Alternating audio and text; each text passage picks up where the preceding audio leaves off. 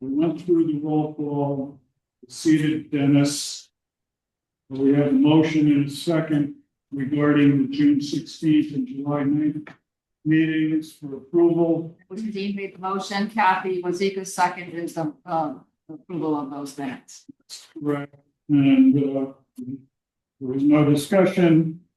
And calling it to a vote, we have self and Dean voting to approve. And we're waiting to hear from Ella and Dennis. Yes. Can you hear? Yes, I can hear you. I can hear you. We need a vote on to accept the minutes from June 16th and July 9th. Yes. So moved. Okay, thank you. All right, so those minutes have been accepted and approved. Did Kathy abstain? I abstain. Kathy made the motion, but abstained from voting. Thank you. All right, so under old business, have public hearings and potential action following special permit for the ocean. Dan said they had no communications, so I'm gonna make a motion to change the order of the business this evening. We're gonna hold the public hearing last, so we have two other points of order this evening, so we're gonna attend to those first. So I'm making a motion to attend SP 1063 and SP 2607 for the public hearing. Okay. There is a public hearing, looks like, It is. on West Main Street. Okay. But, so the motion is to take those two matters first. I'll second that. Seconded by Kathy. All in favor? Aye. Aye. Okay, so the motion, we're going to proceed then to potential action on following site development plan application. It's development plan 1063, 94 to 100 Main Street. It's a site plan review. Proposed interior renovation and reconfiguration for the existing two-story mixed-use building. Renovations include 2 additional 1-bedroom dwelling units, 4 office spaces. The application and property of Chong, Assessors map 102, block 2, lot 58, zone Chelsea Central. This was tabled from June 16th. So is there somebody here to speak in this application? Yes, sir. You want to come up and identify yourself, please?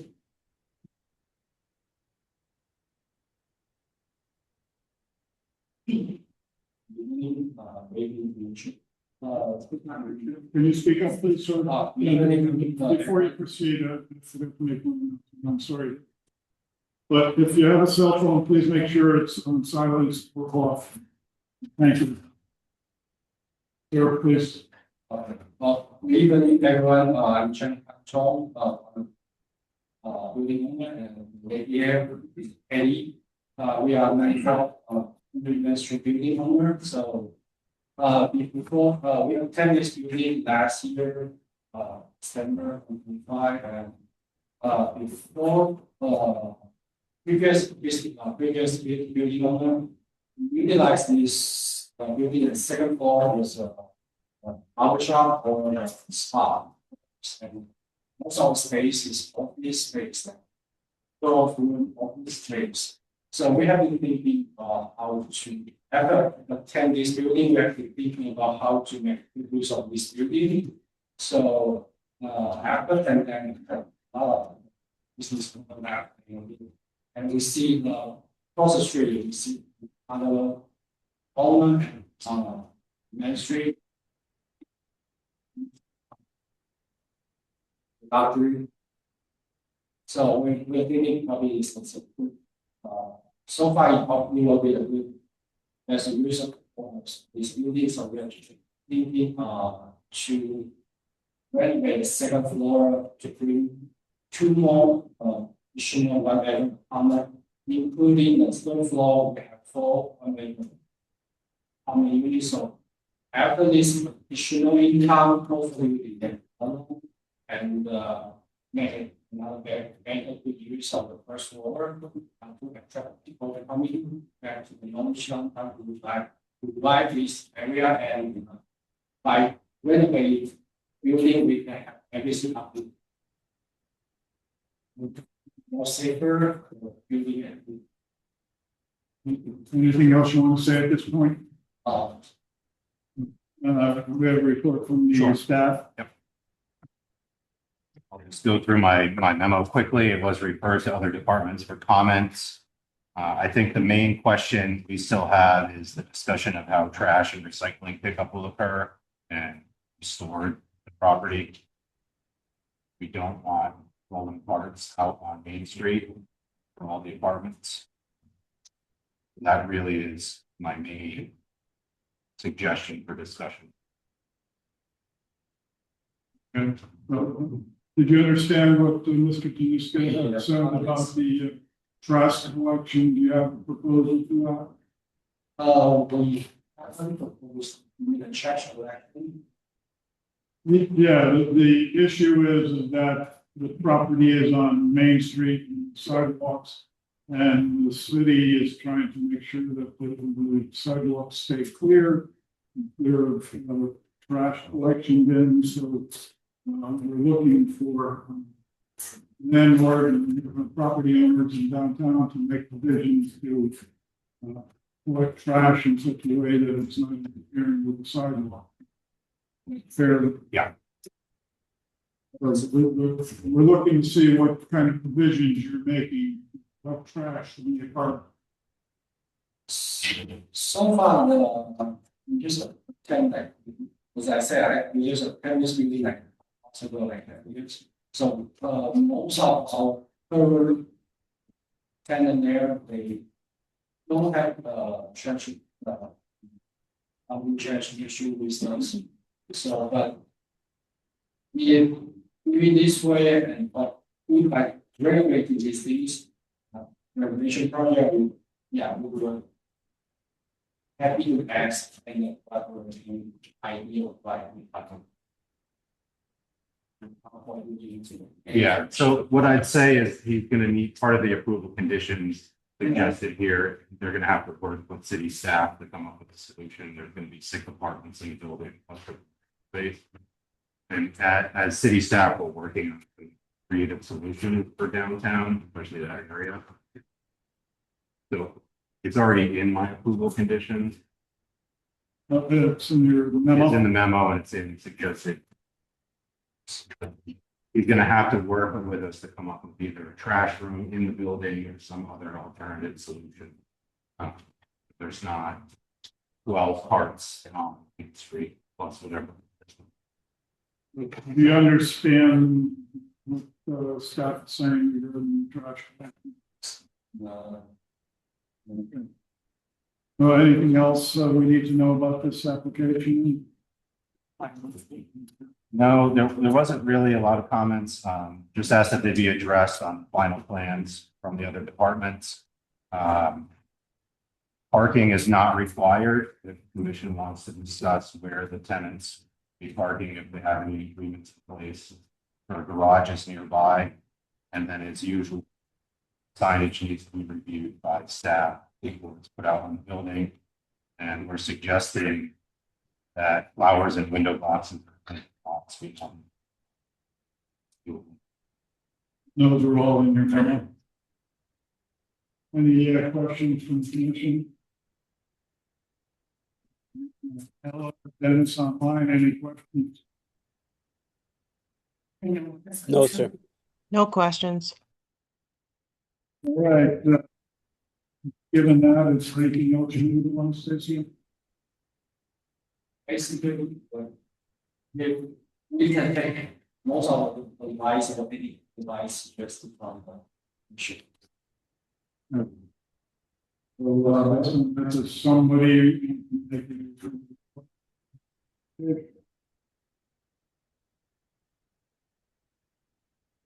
I'll make a motion for attention on city staff's memo and notes addressing the trash and signage and dog boxes presentation. But then due to the reason that proposal conforms to ZR section 3.2 point B, ZR section 4.16 and ZR section 7.4.8, the zoning regulations. We have a motion to approve with the conditions. Do we have a second? I'll second. Second by Kathy. Any discussion? Hearing none, all in favor? Aye. Aye. Okay, so here your application has been approved with the conditions that are set out in the staff. They have to work with the staff to be able to.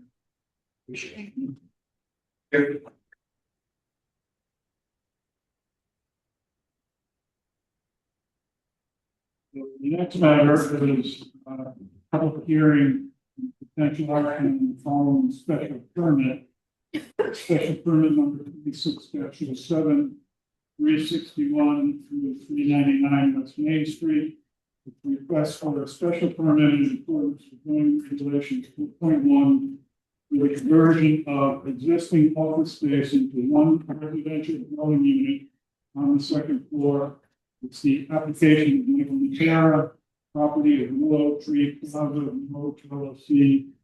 Assessors map 109, lot 1, zone commercial. We have a motion to open public hearing. I'll make a motion to open the public hearing. Second. We have a motion second. All in favor? Aye. Aye. The public hearing is open. The applicant for wish to address the commission at this point.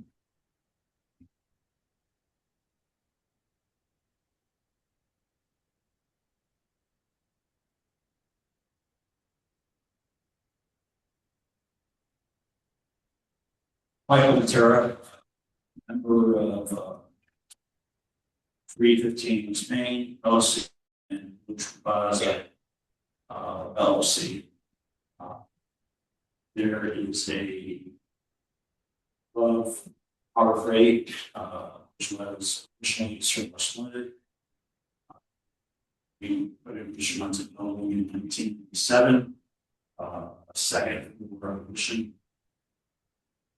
Originally, that was for food, water, office spaces, drug for making almost $1. These apartments right now use business. This is just issues.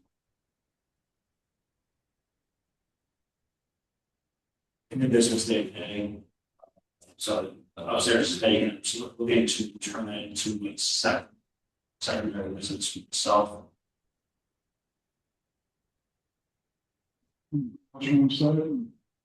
I have stayed there this past winter for a couple of blizzards. I knew I had a big blizzards. I keep up with the snow, so I once and see it was very comfortable there. We aren't there. I think it should be very comfortable. Second residence, the office is easy to bedrooms. It's already run homes for a kitchen. I'm constructed it to be rather than for a kitchenette. So everything's there. It's sprinkler. It's well built. It's perfect. Staff have any comments? Sure, I'll just go through my memo really quick. I had visited the site, building official, Mr. Matera mentioned, already a full bathroom up there. Attic kitchen on the upper side of the wall. Just minor comments from the building official, fire marshal. And then it's staff's opinion that there's sufficient trash and recycling across the plaza that the applicant owns already. He has submitted the responses to the 10 special permit criteria that are pertinent to the application. You want to have him talk about those on record. And then I do have a couple of conditions. Someone make a motion to approve. That's really it. Pretty simple. Now, were the conditions addressed in the application? It's really just housekeeping. We have to buy on the second firm records. There's no Mylar to site. Before you have a special permit. One, well, you. People, the fire marshal on this one. There's some comments that fire marshal had that have to address fire filing. Okay. Anything else you want to say? Okay. I spent most of my life. In the spot, so most of my life is spent in Norwich. Units now, 70s. So is there anybody in the public who wishes to speak in connection with this application, for or against? Anybody in the public who wants to speak in connection with this application? Last time, anybody in the public, either online or here, who wants to speak in connection with this application? And I then, hear I none. just note that the exhibit list is on the screen. That's the way of reading that. Okay. So with this, somebody then Make our motion waiving the reading of the exhibit list. we have a second. A motion and a second to waive the reading of the exhibit list. All in favor? Aye. Aye. Aye. Aye. Thank you. So that's done. In that regard, I didn't hear anybody wishing to speak in connection with the applications. Motion to close the public hearing. Make that motion. Motion and a second to close the public hearing. All in favor? Aye. Aye. In that regard, with the application itself. To the application, with the comments being addressed. And because both forms to the zoning regulation section. 3.2C, 1, chapter 6, zoning regulations, section 7.4C, and that's. We have the motion to approve with conditions and for the reasons stated. We have a second. Second by Dean. Any discussion? Hearing none, all in favor? Aye. Aye. Okay. So this is conditions that are set out in the memo. We can- Thank you.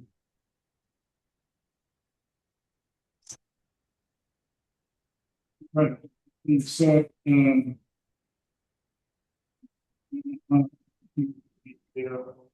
the agenda, special permit 26-43, 248 Broadway and 28 North Street. Request for a special permit in accordance with zoning regulations. Section 4.1, film traffic from religious uses, including continued use of the church hall for regular religious worship. The operation of the seasonal overnight shelter on the 15th to the 1st. Hours not to exceed 6 p.m. to 8 a.m. in Memorial Hall. Office use for TVCCA during regular business hours and continued use of the church space. Community events, fundraisers, trainings, gatherings by TVCCA and its associated organization, including St. Mark's Lutheran Church. The application came to Valley Council for Community Action Inc., Joshua Kelly, CEO, property of St. Mark's Evangelical Lutheran Church of Norwich, Connecticut, Joseph M. Cherney, President, Assessor Map 82, Block 3, Lots 5 and 7, Zone R10. This was the map to continue from the June 16th, 2026 meeting. The public hearing has already been opened and has been continued. As I mentioned before, keep your cell phone silent. If you spoke previously, the last meeting, we asked that, not speak unless you have something new you want to add. If you're just gonna say what you said last night, it was certainly useful purpose. If you haven't spoken yet, we're gonna let the people who haven't spoken go first. So, I guess that's being kind of on your own. And I said, already cell phone silence. So, that said, anything we need to address before we commence that hearing from public? Did you want to say something? Okay. Then I do want to note for the record that I've been advised that Commissioner Jason Bugby has recused himself from this proceeding. If somebody who wants to speak, we have a list that we signed up. Jody Hill, 7 Rockwell Terrace, Norwich. I'm sorry, ma'am. I have not spoken before. My name is on the list. Dale, Are you Jody Hill? I'm ready to go. No, yeah, are you Joey Hill? Oh, no. He's going down. Please, yeah. Yes. Yes. If you Hi, my name is Jody, and I've lived a block from St. Mark's for almost a decade. And I'm here in support of the cold weather shelter. I watched the video from the last meeting, get the sense of why people were opposed, and I'd like to address some things that I heard. The application had errors. I can tell you from firsthand experience, these applications are not straightforward to somebody who doesn't live and breathe zoning regulations. Instead of jumping to assume malice, I'd encourage everyone to assume positive intent aside human error. People leave trash around. Maybe so, but during the school year, I routinely pick up handfuls of trash from me, that's my students, not results. This is hardly a compelling reason to leave people out in the cold. There are too many people in need. It won't help everyone. So let's help no one. This isn't an argument against the shelter. It's an argument for a bigger shelter and an increase in funding for social services. I think the shelter should exist, just not here. Then where would you like it to go? Into a warehouse, far off in Ockham Industrial Park, the outskirts of the city, so it's out of sight and out of mind, and you don't have a daily reminder that people in your community are actively suffering? This not in my neighborhood mentality lacks compassion for others in need, and I'd ask anyone who feels that way to ask yourself why that is.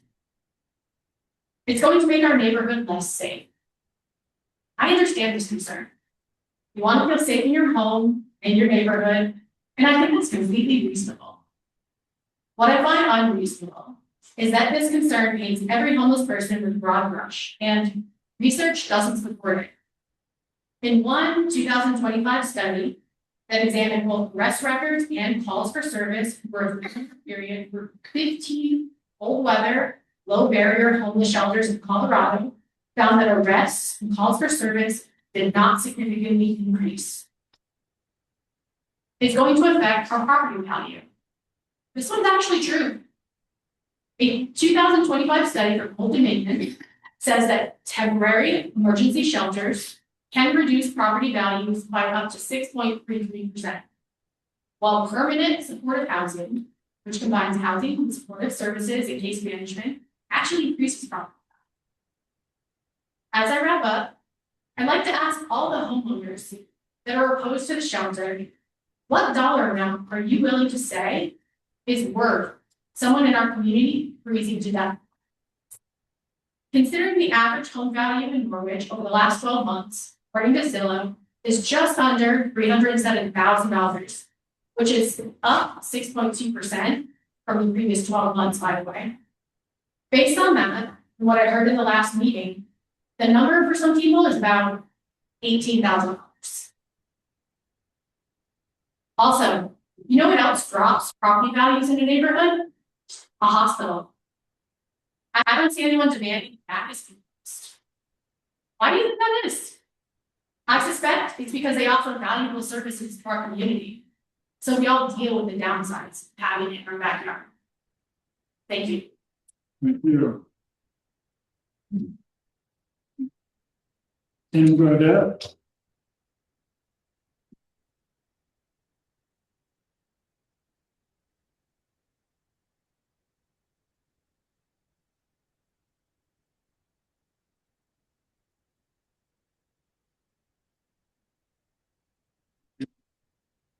Hello, my name is Timothy Gaudette. I reside on Rockwell Terrace. I have been a resident of Norwich for 8 years in the neighborhood surrounding St. Mary's. I am in favor of the exception of the Norwich. I have a couple of points to make and I'm trying to be concise. Some people have pointed out that the warming shelter would not sufficiently meet the needs of people coming to it. I agree. However, I do not agree that is a reason to use it. It highlights the need for more social services in Norwich and not less.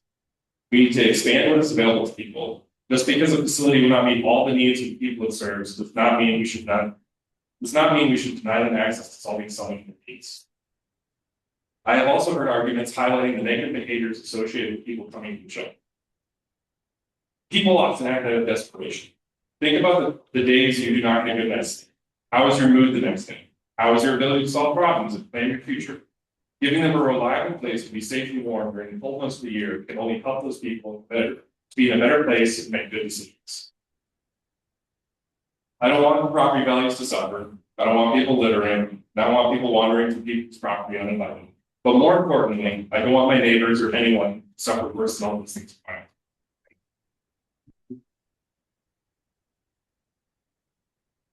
Belong Sillers?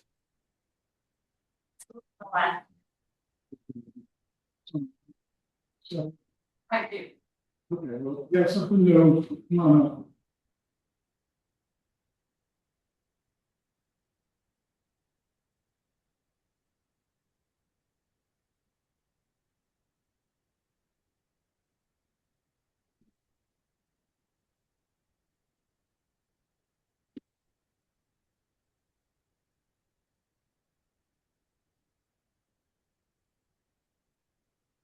So, my name is Dawn Sillers. I'm in Broad Street, which makes me upstanding as an abutting property. Under Connecticut general statutes. I did speak in opposition in the earlier meeting. I do want to stress this is the urgency behind this application. I don't raise these concerns lightly, the new concerns that I will speak about now. My purpose in submitting this testimony tonight is to ask the commission to hold this specific application at this specific site to the specific standards that the special permit process required, which I know you're all aware. One of the first points that I would like to ask is the use classification that the applicant is using. So the applicant is seeking approval under the athletic and philanthropic uses category for a seasonal overnight shelter housing up to 58 units. From my reading, the Norwich zoning regulations, I did not find shelter or philanthropic use defined. The regulations did, however, separately define hotel, motel, or inn as a building design and used primarily for temporary occupancy by transients, which provide for offers accommodations for 6 or more. A definition this proposal appears to meet on its face, and a use category that is not listed as permitted by right or by special permit in this R10 district that I understand. Section 4.1b of the regulations require that any use not expressly listed be referring to the zoning enforcement officer for a recommendation of whether or not it's similar in nature to a listed use before the commission may act. The publicly available materials that are available to me, I have not seen anything in the record showing this recommendation was made or determination has been made. For this use classification. So I would respectfully ask the commission to make a determination, according to these zoning regulations. So that would be my first, respectfully. Second, I did see that, the staff memo notes that the 10 criteria have not been submitted in writing, so I don't want to go through. Given that there are a lot of other people that will speak tonight, I did submit this written testimony before you. So I know that's the other. So I want to focus on what I think are most important parts. And that is the part of the property that is closest to mine, 26 Broad Street.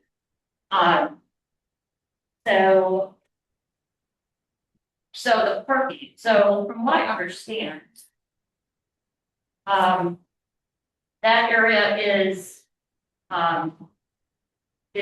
so in the March 26th letter to the zoning enforcement officer, the applicant acknowledges it may not meet the one space per 4 seats parking requirement that is now applicable to religious and assembly uses, stating it's relying on the 35 on-site spaces plus overflow parking at 26 Broad Street. Asking the zoning officer to tell what capacity to get. Given that the section 7(4)(c)(8) places the burden of demonstrating compliance on the applicant, not on city staff, to define zone limits or final structures.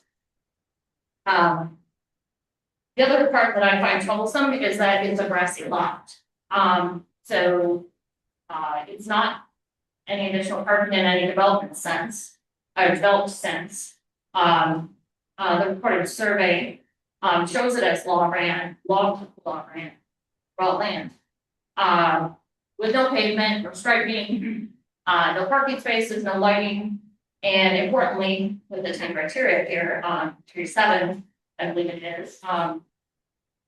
is no drainage. Nothing has been developed. There's no study that I'm aware of for parking lot design. That would include surfacing, drainage, lighting or homes, striping consistent with the zoning regulations. So I would ask that before that be considered my part, that type of a assessment.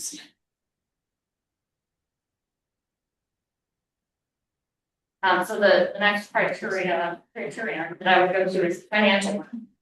I think we're all aware of New London having experienced their 2 churches with fire failure issues. These churches, as they age, that architecture can be really expensive to fix. Even in my 1913 home, it's getting expensive to fix, and I don't have a very wonderful, beautiful spire. So I would like to have the commission keep that in mind, that New London is facing some big bills to fix those fires, that the nonprofit that was that took ownership of those properties was unable to fix. So part of criteria 10 is to make sure that adequate provisions have been demonstrated for the sustained maintenance of the proposed development. So given that in my written testimony that I'm going to summarize here and not relevant, there was difficulty sustaining the previous shelter due to funding. The proposed operations are approximately triple that size, and I haven't seen how they intend to make that sustained maintenance for either the operations or this building.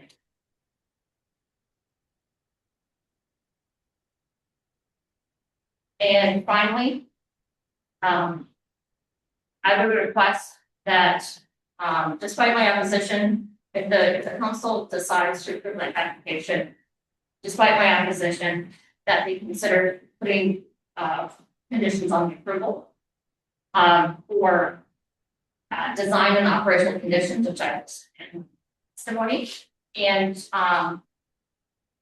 additionally, to allow for any recourse and enforcement to be easier upon yourselves if you do require the need to do so in the future, by perhaps a performance bond or letter of credit, mandatory reapplication for material changes, a defined revocation trigger, annual compliance certification, and inspection rights, and a log complaint and incident record. So I thank the committee, or the commission, for the opportunity to speak. Thank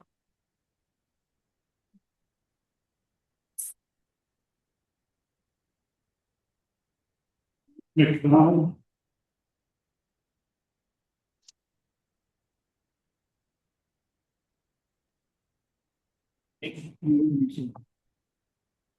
Writing this letter to give you my insight, the application for the home. I'd like to address slides that.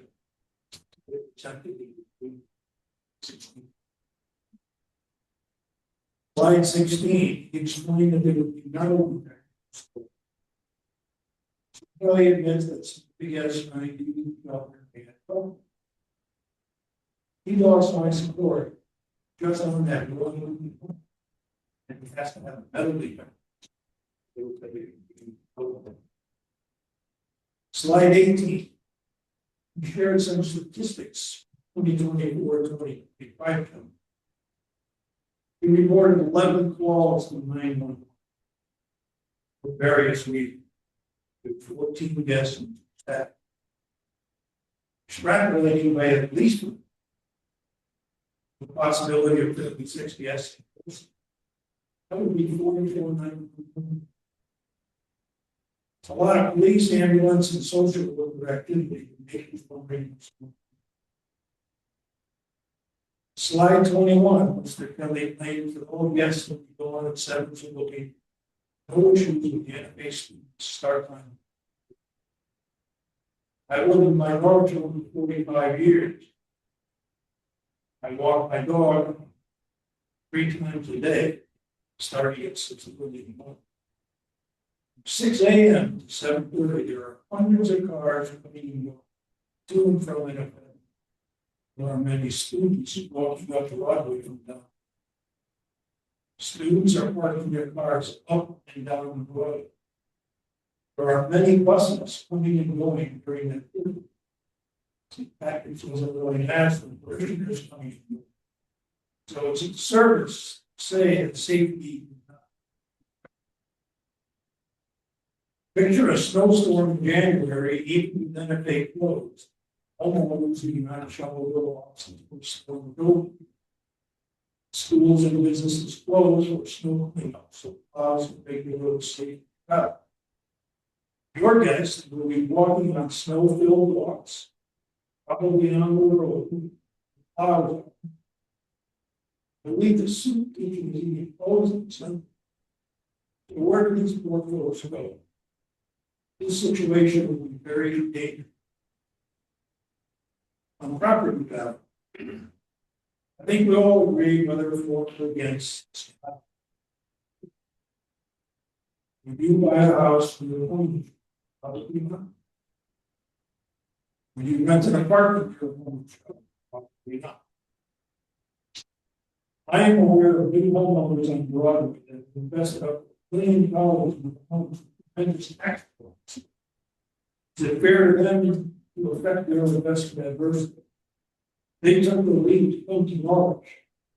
Our town leaders have struggled for 50 years to try to get home and face the grid. Broadway is one of the most beautiful streets in Norwich. We're putting a bandage on a serious problem. Citizens require 24-hour. There must be large buildings and commercial areas in Norwich that pursuit of care. Idiots demolished the Norwich Hospital and many of the buildings that could have been used for this need. You should get a hold of Tunnel to Towers and get some insight on how they develop shelters for the homeless and veterans. I think you would find much support for the entire community to come. Also, collaboration with the Norwich City might help. It would be a model for the rest of the state. Sure.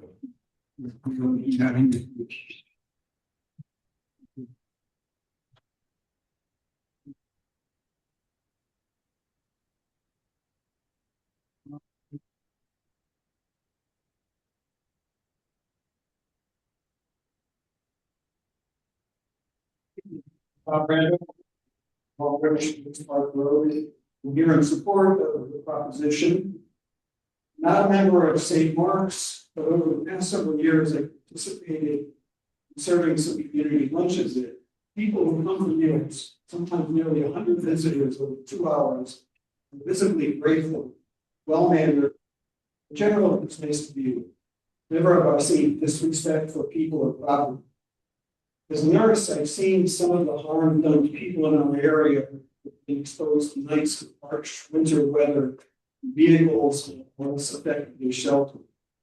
The impact is horrible, extends beyond individuals. Like St. Mark's, PDCCA has proven to be very effective in directing programs to tackle community challenges in this region for many years. From a systems management perspective, this proposal to join forces of TDCCA and St. Mark's is a great example of leveraging precious resources and maximizing the utility of property, facilities, and capital for the common good. Granting requested change would greatly benefit Norwich.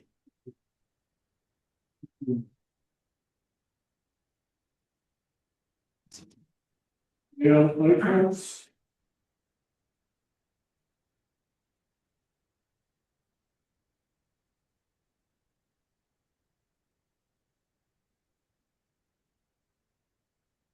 The members of the Norwich City Council. Dear council members, my name is Gail Eichel, a communicant of St. Mark's Lutheran Church. I am also the secretary to our council, and I have also had the privilege of preparing and serving the community meals at St. Mark's on Sunday. I am standing before you requesting that you respond to the TDCCA's request that St. Mark Lutheran Church at 248 Broadway in Norwich becomes a warming center for the less fortunate residents in Norwich. I attended last month's meeting and heard the handful of residents in opposition to this request, while listening to over a dozen people speak in favor. I know that change at times can be difficult. However, I would like to share the following with you. A little bit of history. Back in the late 50s, around 1957, our nation under President Eisenhower, by voice of America's free Europe broadcast system, encouraged young Hungarians to revolt against Russia's rule over Hungary.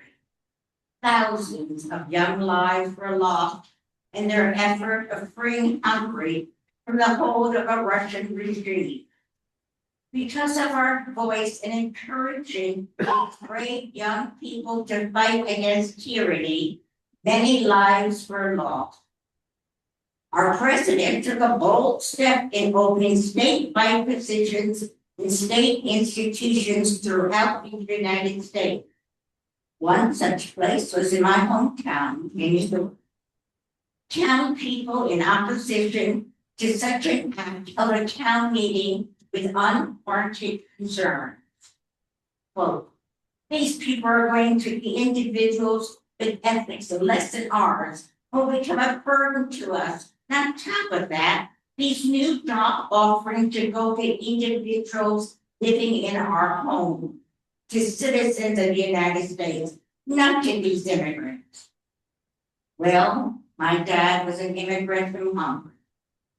He stood up before the town council and pointed out that there were 3 Hungarians residing in our town, all of which had either pursued his business or worked at our local state institutions in various positions, my dad being one of them as a head baker.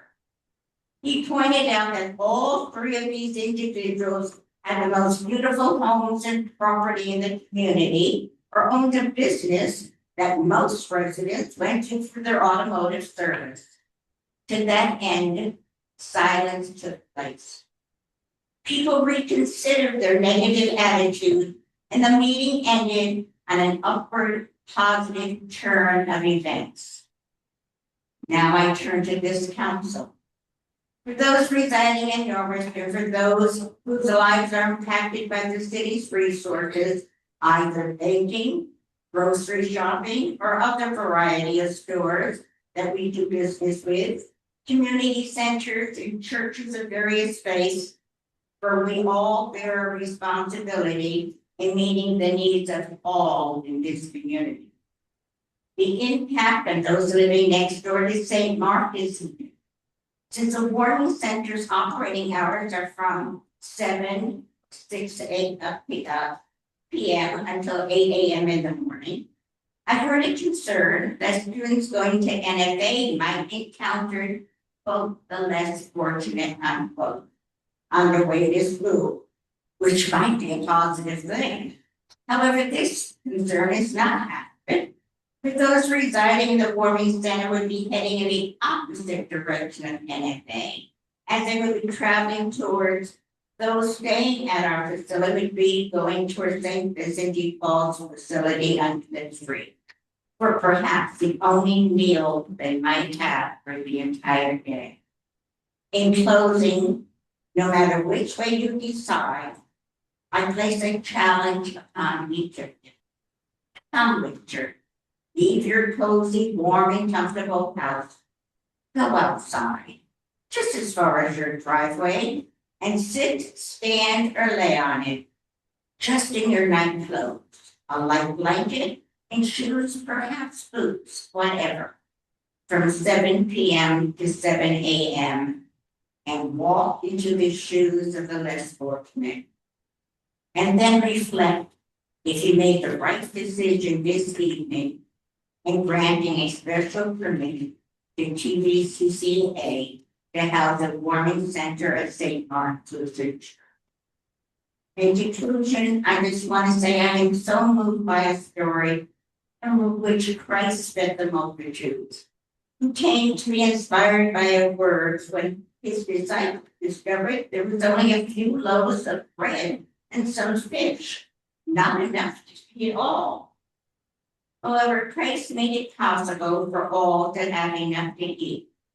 Can we not do likewise in providing warmth to 60 people or so in need of shelter in Norwich, Connecticut for all winter? Thank you for listening.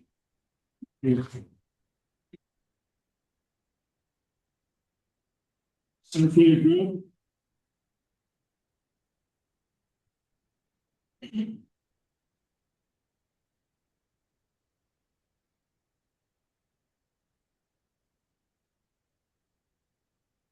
Good evening, my name is Cynthia Goodman, and I reside with my husband and recreation covering St. Mark's Church.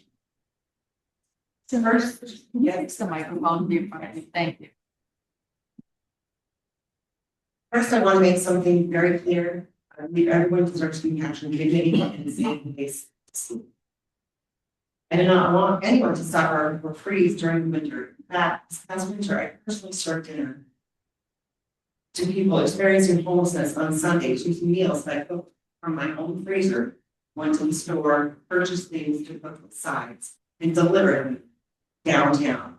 And people down there were quite lovely, very nice, took meals. Even in that 18-bed shelter, I never knew I needed this information. But I spoke to one of the transients who were sleeping there, and I asked him if he was ill. And he said, no, there's usually about 12, 13, 18 beds, not full.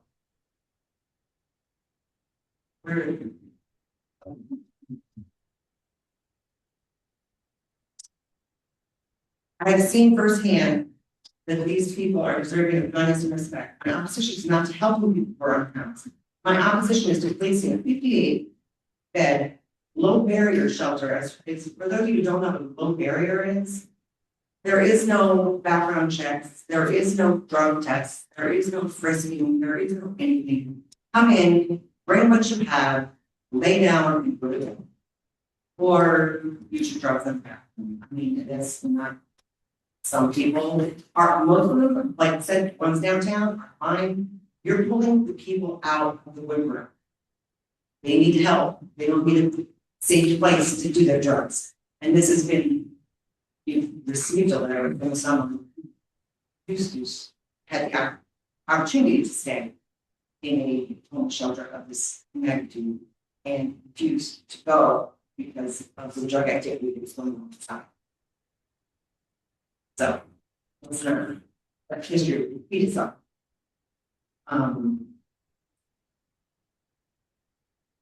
My opposition is to place a 58 bed, low barrier shelter in the middle of an established residential neighborhood where families live, children play, and homeowners have invested their lives. I ask the commission to remember the previous meeting where many people spoke in favor of the project, but very few actually lived in the immediate area, meaning the 1,000 feet surrounding the church that is mostly affected by the increase in studies have shown, and the decrease in property values, which I disagree with the previous speaker, who did not do research to ask how much percentage in the butter, how much property value it is, some of the funds the property. It can go up to 25%. We received my paperwork, I went to 20. And the person who will lose the most is over $120,000 value in their home. That is nothing to sneeze at. The least 4,000 to 5,000 on the outer rim of the 1,000 feet range. This took a lot of time to do and a lot of research on my spreadsheet. I personally, my husband and I will could lose up to $64,000 home value. Most of the people who spoke last time we met do not live in that 1,000 foot range, or they live on the outer where they will be least affected by the comings and goings of the transients that will be staying at St. Louis. My family lives behind the post shelter. Our backyard covers the church property. What is currently our private backyard could become an extension of the activity generated by 58 bed facility. This is a significant change in our quality of life and one we never anticipated when we purchased our home. Throughout this process, many important questions have remained unanswered. What security measures will actually be in place? Will there be enough staff on site at all times? Will there be security guards? Will there be increased police presence? Knowing that our police are understaffed at night. How many surveillance cameras will be installed? Where will they be placed? And what will they be pointed at? Who will be watching? How will the facility prevent trespassing onto neighboring properties? You've seen the border, what prevents people from coming into neighboring yards and the problems with it, or the lack of border. If I was someone in the back of the church waiting to go in, cold, I'd be looking at the neighboring properties, you can't help it. With no greenery in there, and you plainly see what looks like comfortable places to stay. Quite a few homes where people go to work during the day.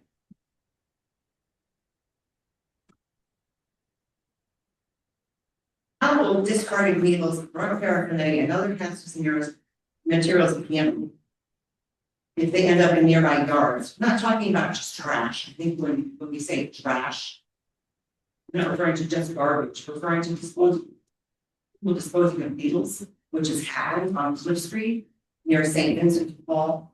Homeowners there who have investment properties are constantly cleaning out disposed used syringes. Who will be responsible? Who will be held liable if my grandson pokes himself with a used needle? Or if I'm back there putting my leaves in bags, that's where I put them, pokes myself with a used needle. Who's liable? Is it the city? Is it TDCCA? It's certainly not the transient.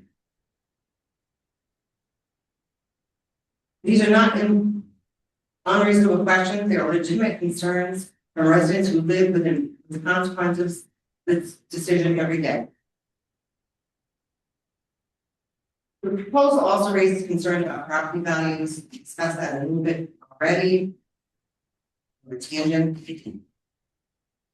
But we should not be expected to bear the financial burden of a project of this scale without clear evidence impacts been fully addressed.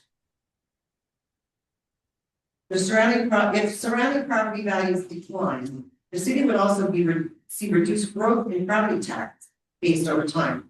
How would that lost tax revenue be replaced? And if additional police officers and public safety resources or other municipal services become necessary to support this facility, how will the cost be funded? And who will be ultimately bear the financial responsibility? And you know the answer to that. I also asked the commission to remember that many of us who oppose this application are not saying not my idea because we lack compassion. We are asking whether this is truly the right location. There are other locations that may be better suited for a facility of this size while still providing the services that people need.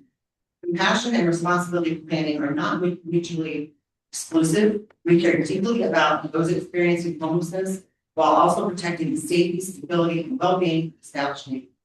Tonight, I respectfully ask you to carefully consider the concerns of the residents who will be most likely affected and deny special permit number 2603.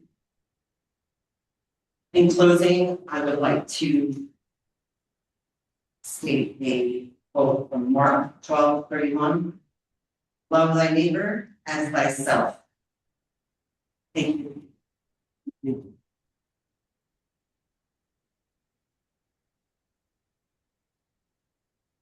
Mr. Shirley, I've spoken before and I don't have anything different, so actually. okay, thank you, sir.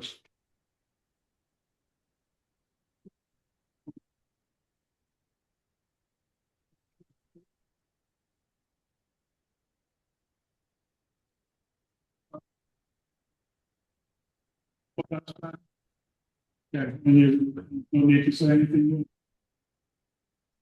I'm sorry, I can't. There's something else you'd like to say. Nothing else? Something else. There's something else. Oh, okay. Something else you want to say? Come on up.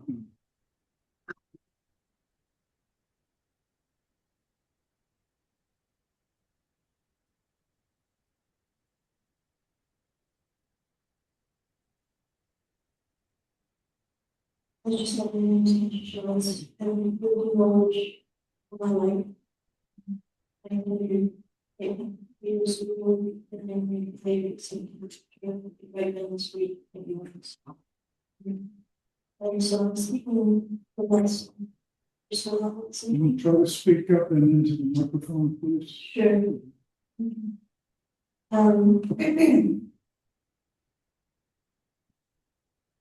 I can appreciate the concerns that people have when they talk about it, but I think that my experiences as a volunteer in speaking in this community might speak to those issues as well, but different perspective. When I was a student at St. Patrick's School, and when I was a student in the Bay, I think it would. I was taught certain lessons about what to do, less fortunate. Everything made me feel disheartened and disillusioned to know that we were talking about human rights and property values over the value of human life. And I still with that. And I also gone pretty heavily as a student at a helping with some of my fellow teenagers who are in the meal for almost an extremely people. And I have to say that my memory of that as a young person, surrounded by other young people, was one that was really positive. I was not made to feel unsafe. And I did walk away from that.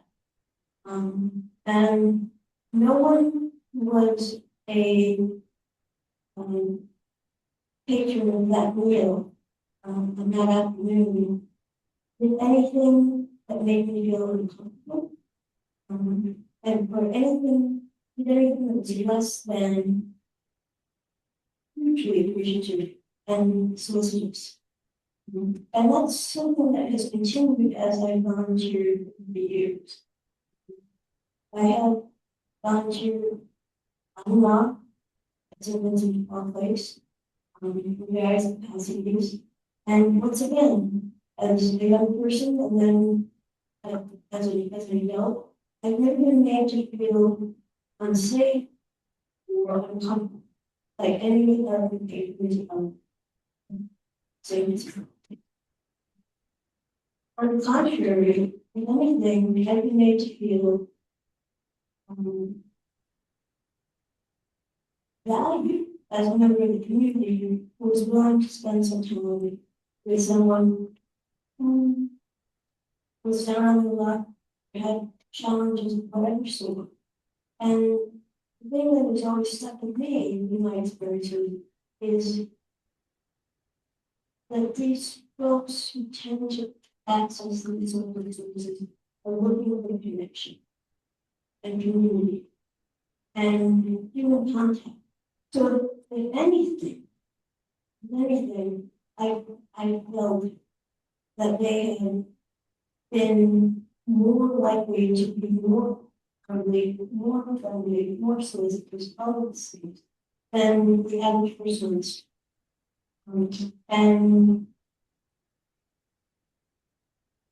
the other thing I would love to say this evening is that in my working life, I used to work at a domestic violence. And I have to say that none of the people that I served there came there because they were harmed by living homeless people. They, to a single person, were all harmed by members of their own inner circles, their own families. The statistics, we must resort to speaking about statistics, even though this is a deeply human issue that I think deserves to be addressed as such. We're out of that, but we're more likely to be harmed physically as also such by members of our own communities, than we are by strangers on the street. And I think we have to set aside some of the negative connotations that we place on poverty. Poverty isn't a moral condition, and it doesn't confer upon the person who is enduring it an increased propensity to do harm to others. Simply a material surface. And if we really want to be the sort of community that I hope we do, I would say that we need to be focused on looking out the most vulnerable in our community more than on our own pockets or our own personal interests. And that's a lesson that I learned right down the street at St. Patrick's School, and that I took to heart. So yes, I am speaking from the heart, but I think that's the best guide when it comes to an issue so basic as many people suffering, perishing, who never going to what's that's all I can say.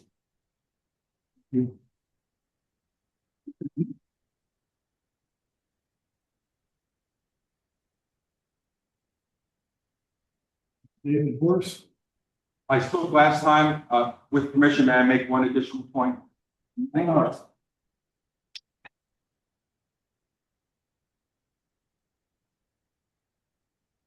Good evening, members of the commission. My name is the Reverend David Horst. I live on Joseph Perkins Road, a member of Norwich Interfaith and Indivisible Norwich, and a supporter of the One Norwich Love Lives Here campaign.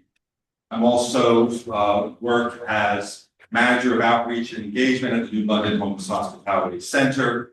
I fully support the seasonal overnight warming center. I ask members of the commission, as you weigh your decision, please consider the safety of our homeless citizens equally to the residents in the neighborhood. Our most vulnerable citizens And they are citizens. These are not transients. These are people who live in Norwich unhoused, are equal in their rights to live safely in the city, in their city, in our city, our one city.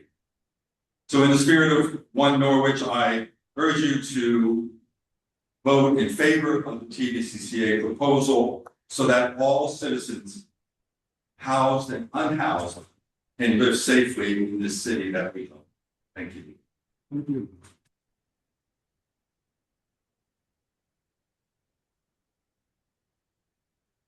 Chairman? Yeah. Hi, this is Dan Casagrande. I represent Sean Richards and Randall Taves. I wonder if this is the appropriate time for me to speak?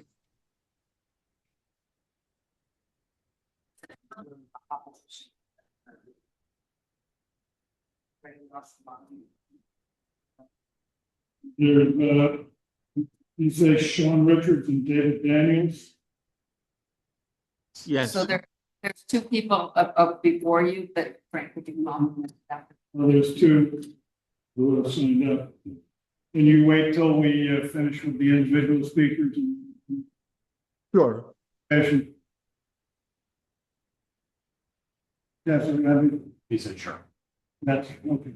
All right, so then we'll move to Randall Flores. That's what I read the last name. Randall? 241 Broadway. That's my husband. I would like to let my LC, my husband's, position to our attorney. I'm sorry, My husband's not here, so that's Randall, my husband, 241 Broadway, so I will see his position to our attorney. okay. So Dan can go ahead and speak. Dan can go ahead and speak now. Another person here, Annabelle Rivoli. I'm sorry. I'm gonna read Annabelle's statement on her behalf, so. That's fine. Okay. See your name. My name is Sean Richards. I also put my name down to speak, so. Yeah, I understand that the attorney is going to speak on your behalf. No, I'm gonna speak on my own behalf, but my attorney wanted to say something now, so if you could allow him to speak. So you have an attorney and you want to speak on your behalf also? That's correct. All right. And you have a statement you want to read from Annabelle Rivoli? Yes, and I also have one from my husband as well, if I could read that, but I just like to allow me to. You want to submit those for the record? We've done more substantial submissions, written submissions, these are just kind of supplemental comments on our submissions. Okay. Go ahead. Okay, so could go ahead and speak? Let's have you read your statement. Okay. And then So I'll start with my own. So I'm Sean Richards, 241 Broadway. Good evening, everyone. I live directly across from the proposed homeless shelter, and I submitted a detailed 25-page objection this last Thursday, as well as a 10-page supplemental objection today. My comments tonight, I just want to focus on the fact that we're nearly 3 months into this process, and Mr. Kelly still failed to meet baseline requirements. Months ago, the city planner flagged regulatory deficiencies in his application. Furthermore, Mr. Kelly failed to address emissions and overall sloppiness I raised in my public notice. On this basis alone, his application should be denied tonight immediately, so we can just all go home and relax. But in the interest of thoroughness, I would like to highlight the fact that throughout this process, Mr. Kelly has relied upon bad faith reflections. Well, he publicly claims that there is, I'm reading his words right here, that there is no plan to expand this facility beyond a seasonal shelter. His own email from May 5th to the city planner proves otherwise. I'm going to read his exact email. To be honest, let me repeat that. To be honest, It is 100% only going to start with a cold weather shelter. My board, however, has a goal of launching a Norwich area 365-day operating shelter by 2031. Thus, my thought is to get zoning approval for operation every night and simply not make use of the approval upfront. Okay then. When residents called him out on pursuing this exact year-round agenda, he feigned public indignation and once again accused us of spreading misinformation and declared that TVCCA has no such goal. This is a toxic pattern of behavior. Because of his documented dishonesty, the neighbor has zero faith in anything Mr. Kelly says, and frankly, how can this commission either? I raised a number of critical concerns in the document I mentioned above, which he publicly labeled misinformation. This was from his narrative. For example, uncapped hours and departures, which would allow a 24-hour operation, depending on TVCCA's needs, with no written protocol for guest departures, meaning up to 58 people can be turned out onto the streets at once with zero enforcement mechanisms. The security arrangement. Metal detectors protect staff inside. That was according to his PowerPoint presentation. It's not even in the application itself. But there's zero plan for individuals turned away with weapons at the door, thus transferring the security risks directly onto our neighborhood. Blanket impact analysis. He left the section on neighborhood compatibility completely blank, totally blank, omitting any required analysis on noise, foot traffic, or emergency service surges. Mr. Kelly has consistently claimed that the shelter serves seniors and working people with vehicles. He has repeatedly suggested that this is the predominant group that the shelter serves, and that we are not going to have any real negative impact. So I wonder why, if that's the case, that the shelter is not going to be hosting violent and disruptive people, why does he need the metal detectors? In regards to the demographic claims that he's made, last week, Mr. Daniels and I asked Mr. Kelly to provide us with the demographic data which he has. His staff were going to provide it to us, but then he overruled them, citing privacy concerns. So he just wants us to take his word for the fact that there are not going to be any issues whatsoever. But we know from our FOIA request in New London that the homeless hospitality center there generated 639 emergency calls last year for just 40 people. So if you scale that up to 58 people, that would be 950 a year, more than 2 per day. Months after being asked by the city planner, his application still lacks a compliant dumpster enclosure, fails to meet mandatory green buffer requirements, omits mandatory written responses to special permit criteria, and provides no certified lighting plan to protect those of us living directly across the street from commercial lighting pollution. That's very important to us. Members of the commission, the fact that Mr. Kelly stands before all of us tonight, having ignored these warnings for weeks, defies comprehension. Instead of fixing his application, he spent his time posting misinformation on social media, smearing neighbors, reporting residents to the police, and writing to the mayor to label a local resident a headache while asking for private meetings with the commission behind closed doors. I've seen those emails too. Mr. Kelly's conduct, paired with his complete disregard for municipal zoning rules, leaves neighbors incredulous, giving rise to conspiracy theories as to why this applicant feels entitled to bypass standard requirements that every other property owner in Norwich is required to follow to protect the character, quality of life in our beloved neighborhood, preserve the statutory integrity of the Norwich zoning regulations, and safeguard the integrity of the municipal process itself. I respectfully urge you to deny Mr. Kelly's application. So that's my own statement. Okay, I have to be honest.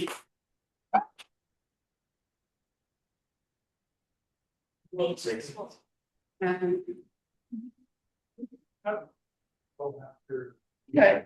I think I'll read Annabelle's now. So this is on behalf of Annabelle Rivoli at 270 Broadway. Good evening. Today I received a letter from TVCCA CEO Josh Kelly, as the chief wrote, having already spoken with NFA administrators, I'm very aware of how their admiration feels about the proposals. Your continued work to defame me is noted. I want to explain why these statements are relevant to this proceeding. Mr. Kelly was responding to a letter in which I referenced his own June 23rd correspondence with city officials, a letter that is already part of his record. In that June 23rd email, Mr. Kelly wrote, Annabelle is welcome to her thoughts about impacting evening school activities, but it remains my assumption that the activities of the shelter will not impede such. Oh, that was Mr. Kelly's representation to the city. He did not say he hoped there would be no impact. He affirmatively asserted that the shelter would not interfere with Norwich Free Academy's activities. Now, I'd like to direct the Commission's attention to the July 16th letter submitted by Norwich Free Academy head of school, Dr. Nathan Presnell.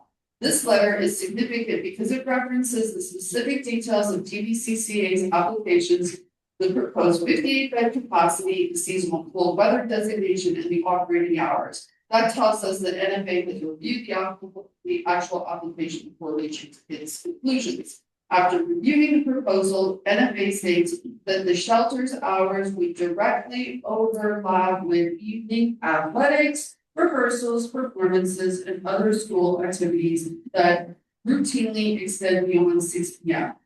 NFA also identifies an overlap between the morning discharge of shelter guests and the arrival of student and staff. The school further states that this convergence would increase pedestrian vehicle conflicts, place additional demands on this campus security personnel. Importantly, NFA makes it clear twice that is not opposing the mission of the shelter. Its concern is this location.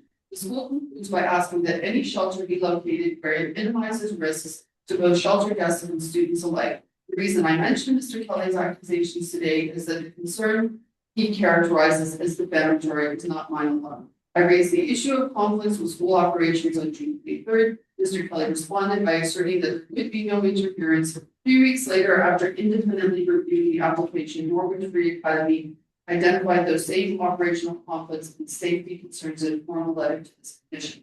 I respectfully ask the commission to consider that chronology when evaluating the credibility and reliability of the applicant's representations throughout this application. The commission now has before it both the applicant's assurances and independent assessment of the institution responsible for the safety of hundreds of students, faculty, staff, and visitors each day. That's the end of Annabelle's letter, but I just want to conclude by remarking that last year NFA hosted 114 international students who made a contribution to our local economy. We include both the excess tuition that they pay at NFA and the fact that they lodge local families that pay up to $1,000 a month. So that contribution is somewhere between $3 and $4 million. And I just want to emphasize that these are people from countries all around the world who are entrusting their minor children to the care of our community. And if anything were to happen to a single one of those students, or there's a bad vibe, or there's just a negative, chaotic energy, that program is going to be shut down.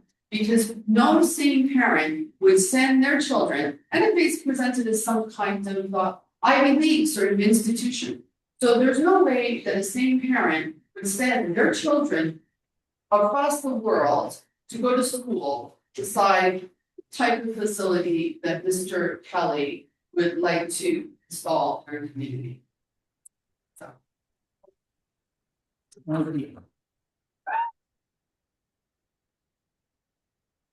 Unless the attorney would like to go first. Did you sign up or? I did. Did you speak last time? I did, but I have more. Do you have something new to say? Yes, sir. Go ahead. Your name, sir? David Daniels? And the attorney is speaking for you too? Yes, sir. So I live at 242 Broadway, which is directly next door to St. Mark's Church. About half of my property line borders the church. So this proposal is my family, my tenants, about 8 total families will be affected more than most anybody else. I want to begin by saying that I understand that the homelessness is a real issue and people deserve compassion. Yeah, question. Mike. Okay. And my concern is about helping. The reason why I'm here tonight is because the impacts are something I'm imagining. I'm not just imagining anything. They're already happening. At the beginning of July, one of my tenants decided to move because of the problems. Since then, replacing that tenant has been difficult. Several prospectives have lost interest after being open, telling them about the shelter, while others are still waiting before deciding to make a decision. As a landlord, I already charge rents below $100,000 per rent. But if I continue to lower rents, just to overcome the concerns about living next to a shelter, all my taxes, insurance, utilities, and maintenance costs continue to increase. Some people will say that shelters don't affect property values. Others say they do. But I can tell you what I'm living. Whether or not these concerns are rational or irrational or emotional, it doesn't matter. The influence on people's decisions, like people who send their students from overseas, those decisions doesn't really matter. These sort of decisions influence people, and they're already affecting my property and their livelihood. I'm concerned about the description of the project. It has changed many times. Won't go into further because it's already been said. And I want to know why zoning laws exist. If it's meant to protect neighborhoods and make sure land use is compatible with people who already live here. This isn't just about my property. It's about preserving the character of this residential, historical, and school neighborhood, making sure that future decisions continue to respect that. I have one other thing to say here.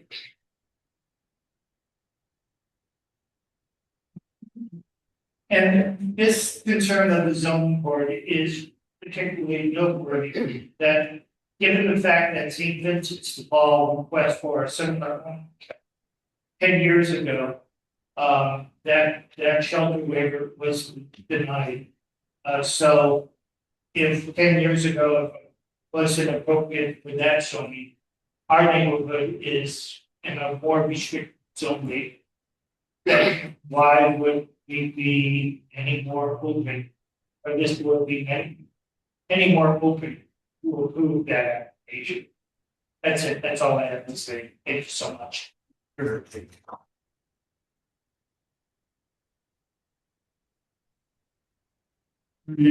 May I speak? I'm gonna be very, very brief. I'm Pastor Eric Heinrich of St. Mark Lutheran Church at 248 Broadway. I support this project. And what I want to say is that we as the congregation of St. Mark are not here to oppose the city or to oppose our neighbors. Neighbors are using the word opposition. We are not here in opposition. We want to see folks sheltered and warm. And if there's a better location, then that's where it should be. My concern is I've been involved for the past 3 years at least with trying to find a place for this to happen. And TVCCA and I started a conversation and started this process back in October, November, December. And we're still here now, winter's coming. I wonder if the kitten was freezing on the doorstep of anybody here, what you would do. Would you just walk by it and go in your house? I hope not. We're talking about human beings. human beings, and we need to find a place for them. Right now, this is the only place. There's speculation that it'll be a problem. There's speculation, but we know when people are cold, they die. We know that. So I want that to be remembered. And we as a church are followers of Jesus. This is who we are. This is our faith. This is no different than us going down to our knees to confess our sins or pray. This is us being us. So I'm a bit confused that we would even need this because the church was allowed to be built many years ago. So I ask that you take all this into consideration, and if somebody has a place that we know we can have open when it gets cold this year, then that's better, then let's go there. But no one's coming up with that. I did your piece.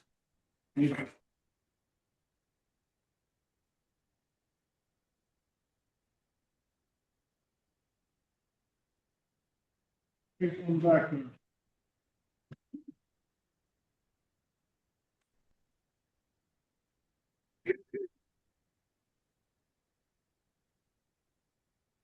Good evening. Thank you, members of the council, for giving me the opportunity to address. My name is Rabbi Chaim Rubin. I be the rabbi, spiritual leader of the congregation Brothers of Joseph, a congregation which is at least 140 years old. In its prime, it's had over 100 families as members participating in services. And I left when we closed down during COVID and came back in 2023. Presently continue to be that.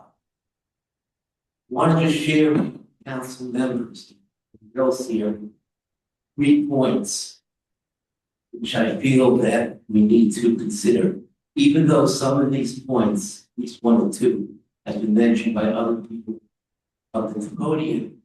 I'd like to echo it and even amplify of why our congregation, which I represent, opposes the special resolution for the zoning 10 area. Number 1, founders of the zoning laws had many things that they thought about, which they spoke about, which they dealt with, and they put it into zoning of the neighborhood, municipality places. Tampering with it, creating special resolutions leads to a slippery slope. And the neighborhood as a whole could be affected in continuous potential ways. So generally speaking, I'm against tampering with any zoning laws, special resolutions. That's first. Secondly, in this situation, there's a school nearby. I've been involved with education for the past 50 years. I was a principal in Johannesburg, South Africa for 16 years, in Cincinnati, and then 25 years of my life in education was as principal of the day school. In any potential of children being affected, both physically, spiritually, even a fingernail of a child that's pulled off by a potential predator has to be stopped before it even happens. Seems to me clearly that, as we mentioned before as well, that there is the danger of these children being exposed to dangers as a result of having people who are not properly documented, not vetted properly, and being able to be on the streets where these children are. That alone should really give us pause. And for those who said we care about the homeless, we care about our children, or these are our children, we're all responsible for the children in this school, all of us, whether we have children in the school or not, whether the school represents a particular religion or not, doesn't matter. Therefore, we need to protect the children. That's my second reason that we should consider opposing this application. And the third is the synagogue itself. Our synagogue particularly after COVID. And like other places of worship, tremendous setbacks. People who left the synagogue because it was closed down according to government law. Some of the older people passed away as a result of COVID. I myself had a heart attack, pneumonia, COVID twice, and ended up with open heart surgery, and I'm lucky to be alive. This was during COVID. And so we're trying to rebuild the synagogue. Now, whether or not statistically properties will go down, or go up, or just stay the same, doesn't matter. There's a perception that's created with so many of these people coming into our zoning area. And that perception affects our synagogue and the neighborhood in a very negative way. Can't change perception of people. Secondly, our services very much emphasize, like schools that have night programs, synagogues have services at night, which is just as important as services during the day. As it says in the book of Genesis, in the early part, by the Erev Vayivok, God created evening and morning. It was one day and continually since the beginning of Genesis. And therefore, synagogues have services, especially on the Sabbath and during Jewish holidays at night. And that creates a greater potential danger, especially for the older people in the synagogue. Secondly, of course, we're trying to get people to move into the area in order to grow our membership again. And we've had some success. A young family who represents Chabad, as you know, because they can attack various countries. They do wonderful outreach programs, both for Jews and non-Jews. And we got a young family that came into the neighborhood with young children. How can we continue to convince people to come into our neighborhood when we can't guarantee the safety? The police are doing a great job, but they're limited in their resources. The Jewish holidays, we reached out to the Federation and we're getting some money in order to have better security during the Jewish holidays, which are coming up in September. So thank you very much for giving me the opportunity for sharing these 3 points. And I hope and I pray that the decision is made based on those who oppose this resolution. Thank you.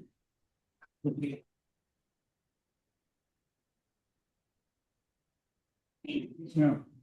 Hi there, my name is Karen Nanjikati and I'm a parent of 2 students at NFA. By the way, I feel very secure with my kids at NFA. I can't get onto the campus. I can't imagine who can get onto the campus. But I am a little bit shocked at how we are characterizing here tonight our potential new neighbors. I mean, as people who potentially pull fingernails off, as chaotic energy. I mean, this feels very speculative, and we're saying that these things don't matter. Well, they do matter. When our arguments are speculative, or when they're a fallacy of a straw man argument, or a slippery slope, argument, I'm a little bit surprised that before these people have this opportunity, characterizing them as a threat to our children. Because I have to say that when I talk to my children about this potential, they were excited about a possible symbiotic future relationship.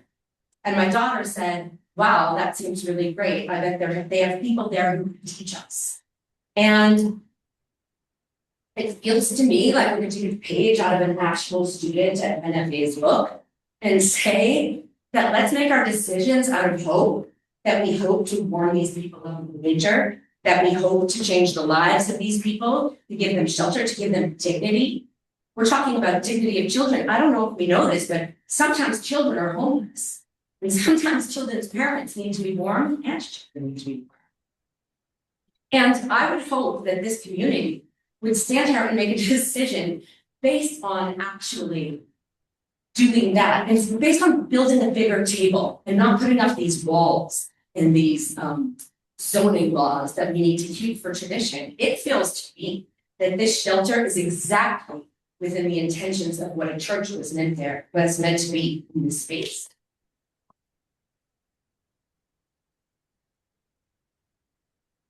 A little surprised that that's what it feels like to me. Let's base our decisions here on providing dignity for every single member of our community, on making a decision based out of hope that we could be, right? And the hope on who we should be, disappointed in religious leaders who don't agree with me here. I'm not a Jesus guy, but kind to your neighbor is kind to your neighbor is kind to your neighbor, and not ones you get to pick and choose. So that's what I would like to say, and I would like to say NFA and putting our children first is long used as an argument to make very poor choices and to make choices where we protect our property values over our humanity. So let's not do that. Thanks. This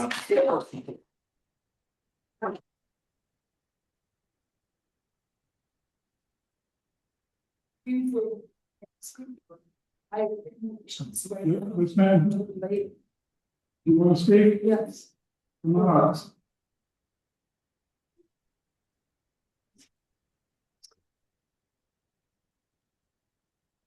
I'll try to keep it to the council here this time because I turned around before and spoke to the audience. They need to speak here because I've been a long time resident, which volunteering at the supervision of mom 15 years. Connecting with a shelter to a soup kitchen. When you're thinking of the winter months, remember that coldness that we're talking about. Now, I am homeless, but I'm what they call displaced because I'm not on the street like that on the top. But my reasons are similar. But my question is that when they're leaving the shelter or going to it, you think that they're not going to be watched. You don't think that they're going to be. They were watched when there was only 16 people allowed everyone downtown. And many being turned away to another shelter and wind up not going and dying because of it. Okay. What I'm saying is that the morning time, these people are worried about somebody robbing their house. They're worried about their property values. They're worried about drug addiction. They're worried about leaving all over. That's so petty compared to the fact that they're going to die if they don't have a shelter. These people that supply the resources, they are going to make sure that it runs properly, just as the Sunday dinner does, with the much respect that you give that they do. And I've been to it. People are more respected on the fact that they have something to eat, somewhere to go. Okay, we never want to get to a soup kitchen. We have to travel farther now than just downtown, almost a mile to that soup kitchen now, to where there's a hot coffee, a bathroom, a shower. If you feel in your mind that this isn't so, please take a walk into the soup kitchen, which is multi-racist that go in there and get help all week long. And that's what I want to say, because this is where it stands at, is that it's a shelter from a certain time to a certain time. And if we want to talk about ordinance and about children of NFA, I'm a grandmother and a mother. And some of the things I wish that was different for ordinance for the NFA students, especially parking and when they leave, especially dismissal time, because when they get in their vehicles on all sides of the streets, it's crazy how some people, and that's something that they should examine for ordinance. And us leaving the building that is being questioned, they're leaving and going in the opposite direction to get to that situation once in a while in the cold. Now think about it, a building we've been in on that month before, we like go through it to get to that where you need to. Before you finish, can you state your name on the record or she knew your name? Judith Person. One time, I'm sorry. Judith Person. And thank you for my time. Thank you.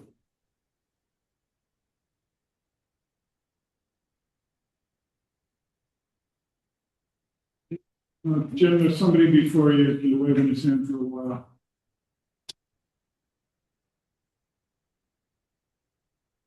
It is Simon.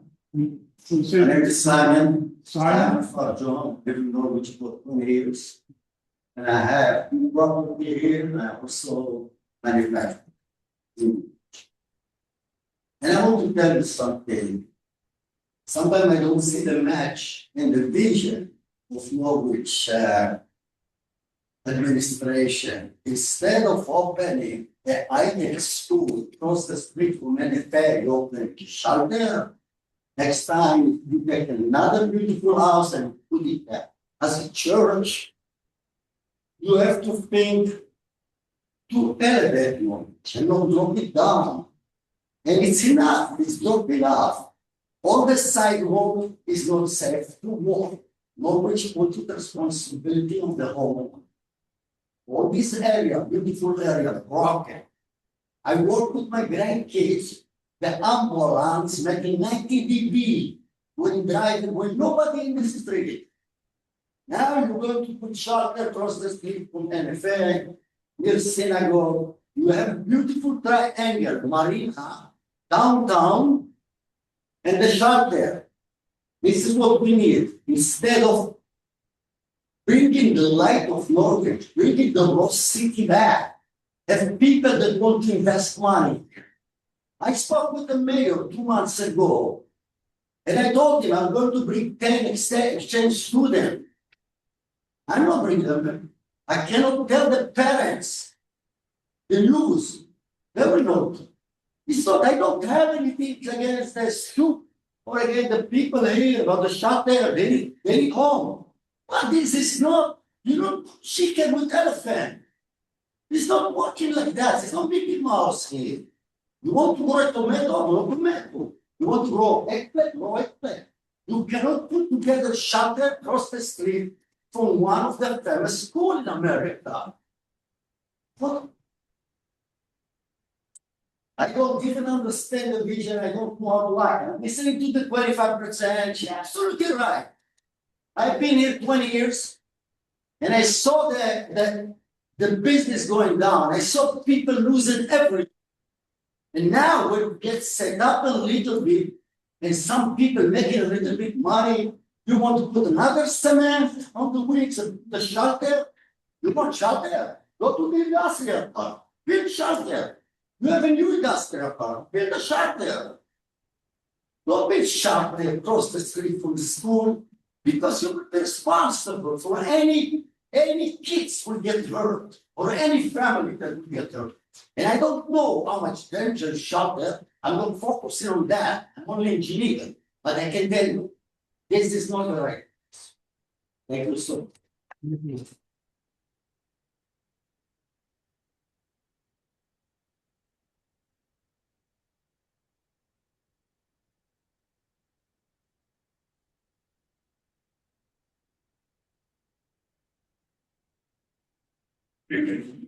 James Warren. For many years, I lived on, actually 30 years, I lived right next to St. Mark.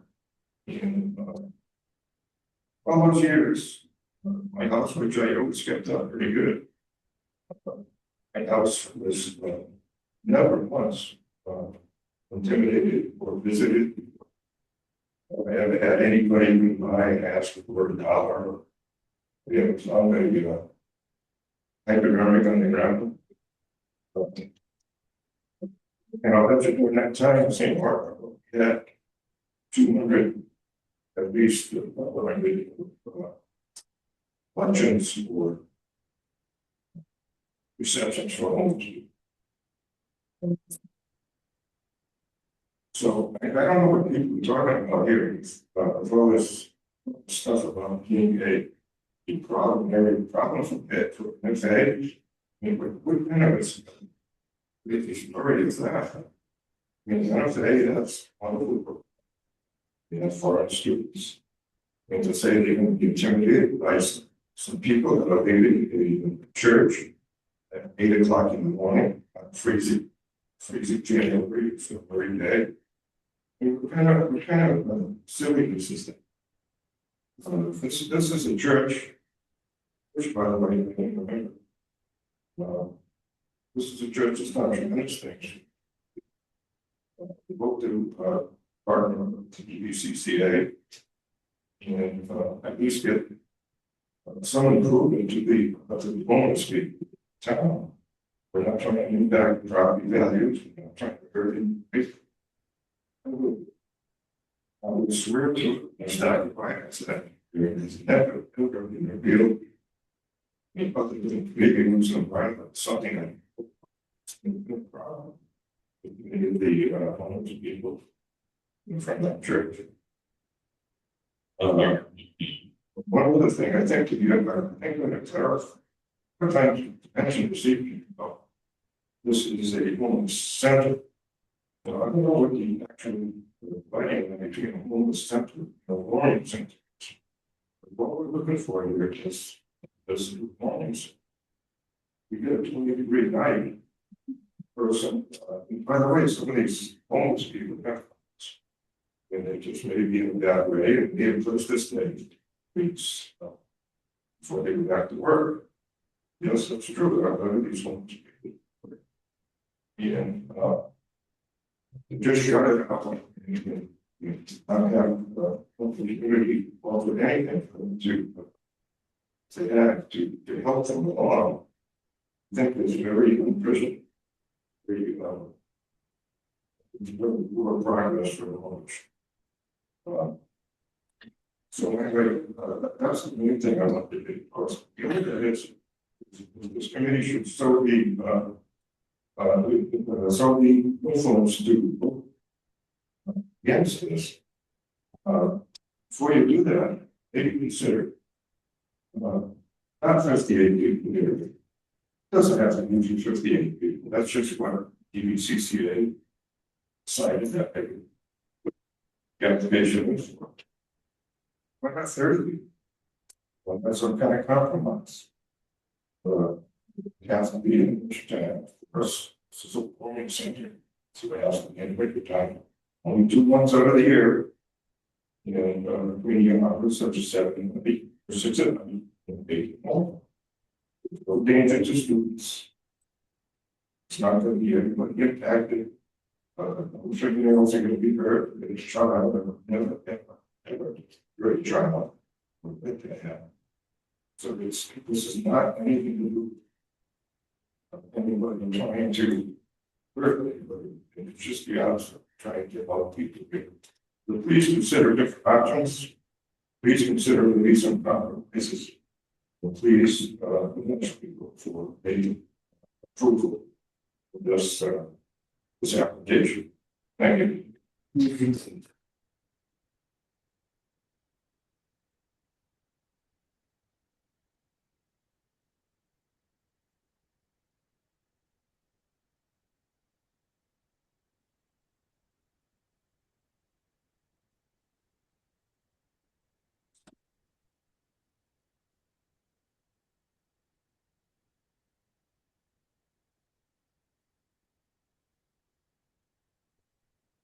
Good evening. To those charged with governance of the city of Norwich. Could you start by stating your name, please? Oh, my name is Gon Protus. Gon Protus. Gon Protus, yes. My family owns properties in Norwich. I am formally requesting that the plan of housing the unsheltered in St. Mark's Evangelical Lutheran Church be reconsidered and strongly opposed. I've recently seen a property in Norwich belonging to a family member become an encampment for approximately 16 homeless individuals with neither our knowledge nor permission. I have seen firsthand the destruction as a result of such.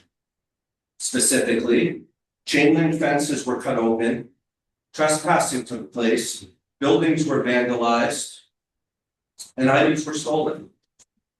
Additionally, biohazardous waste, including used alcohol bottles, as well as smoking products and needles, amongst other similar items, were littered on our property and on our sidewalks.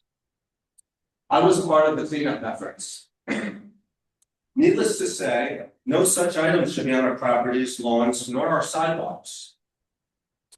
Seeing how such individuals disregard the law, it can be expected that we will see an increase in local crime rates. Each and every one of us, be it weekly churchgoers, regular synagogue attendees, as well as children and the elderly, who may be easier targets, are being put at a higher risk of attacks, harassment, and robbery. I have met several homeless individuals and treated each with respect and dignity. I have also donated to them food and water. I acknowledge there are unhoused individuals that are truly good people, but as a whole, they have proven to be detrimental to the safety of those around them. I am a member of Congregation Brothers of Joseph Synagogue. I also have great respect for our dear Christian friends who uphold the same values and principles as I do, including honesty and prioritizing the safety of our family, our friends, and our beloved communities. I therefore ask that we, as earnest, kind people, step forward and put the well-being of our friends first. And let us make every effort we possibly can to do so by disallowing the use of St. Mark's Evangelical Lutheran Church as a homeless shelter. And as one last point I'd like to make, there are approximately 1,800 fire hydrants in Norwich, 300 of which are dry.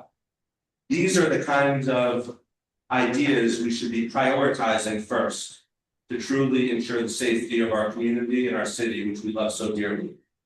Thank you deeply for your consideration and attention to this matter and for allowing me to speak this evening. Good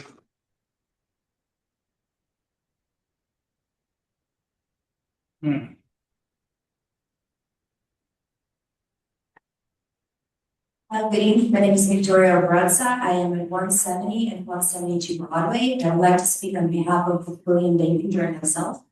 We oppose this proposal. I have submitted a letter and I've spoken last month on this issue.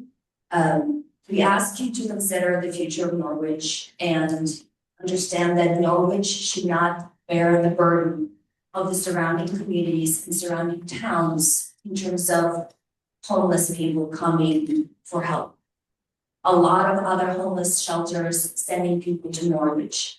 And it is not your responsibility and not our responsibility. It is everybody's responsibility to take care of homeless people. And I ask you to consider the future because at this point, it's not going in the right direction. And as a realtor, I mentioned last time, people would not want to come to Norwich. I just had another client who found a restaurant and he wants to open a restaurant and he does not want to come to Norwich. I need you to ask yourself why, and I need you to ask yourself how can we change that? Because you have the power to change the future of Norwich, and we ask you to think of everybody and to think of the future of this town. Thank you.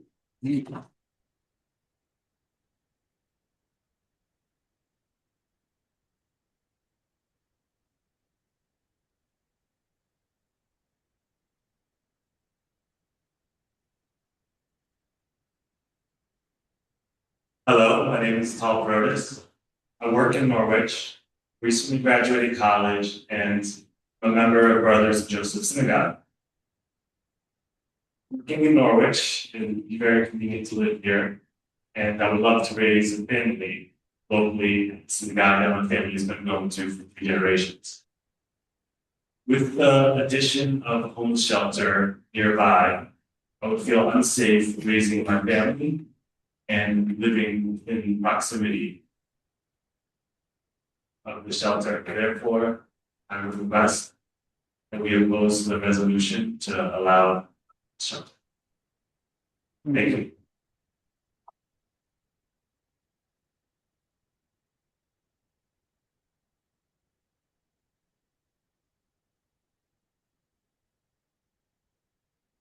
Good evening.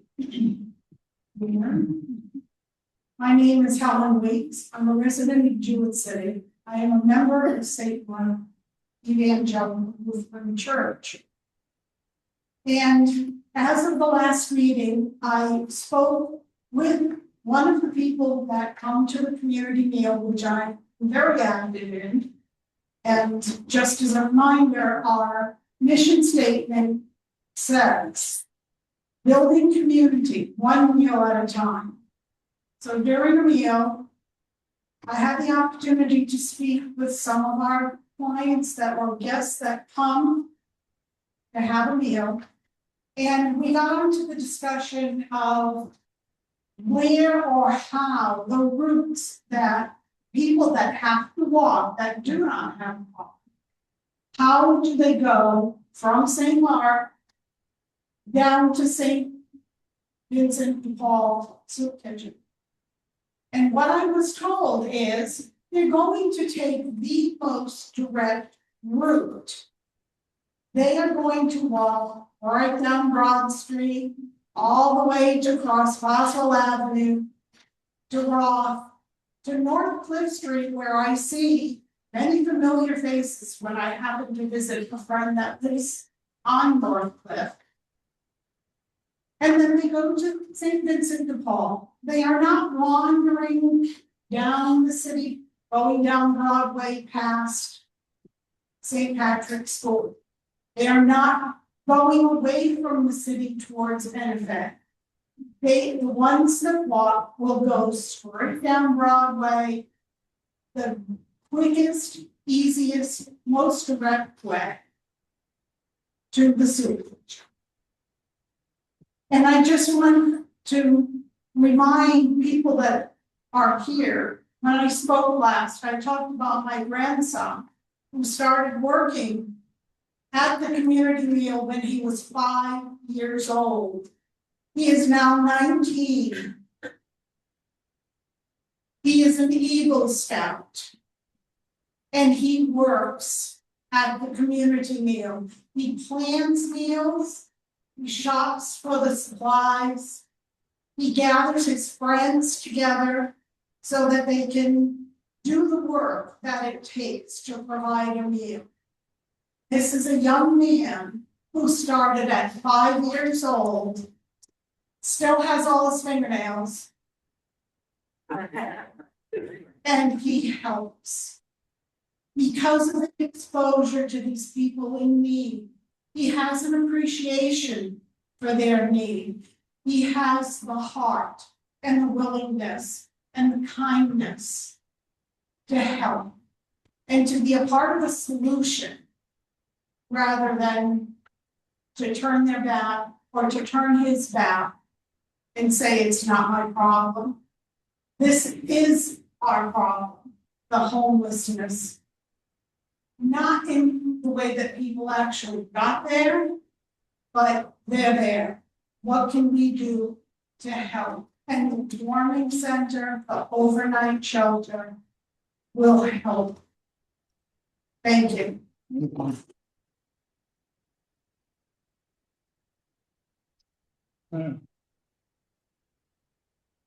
Hi. Mary Ann McNally. I live in right off of Washington Street, Washington Place. I submitted a letter, but I didn't know that that's how people read their letters. So I hope that we just pass it around and you guys read it. All the letters will get scanned in and they'll be up on the website and all the members will be. Perfect, then I don't need to read it to you. I'll just add that I walk a lot around here. I charge my car downtown. For a while, I was charging the more utilities until they stopped doing that. So I see the ground.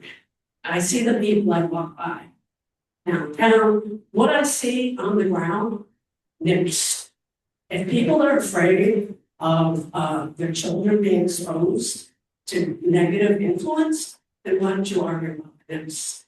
They're everywhere. I'm talking in favor of the Norwich shelter. And I've walked it for years. I've never seen a wheel. Not saying that I can't resist. Also, my other point would be, if you were going to have a warm shelter and it was only for a cold period of time, what better place than to have it where there's a church, where there's people who are mindful not only of the people who are caring for of the community. I can't think of a better place to have shelter because they're not going to hang around when it's too cold. They're not going to hang around the streets. I wouldn't want that either. You're going to go to where they can be warm or where they can get food.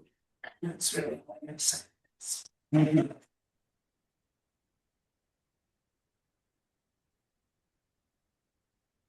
Yes, ma'am. So,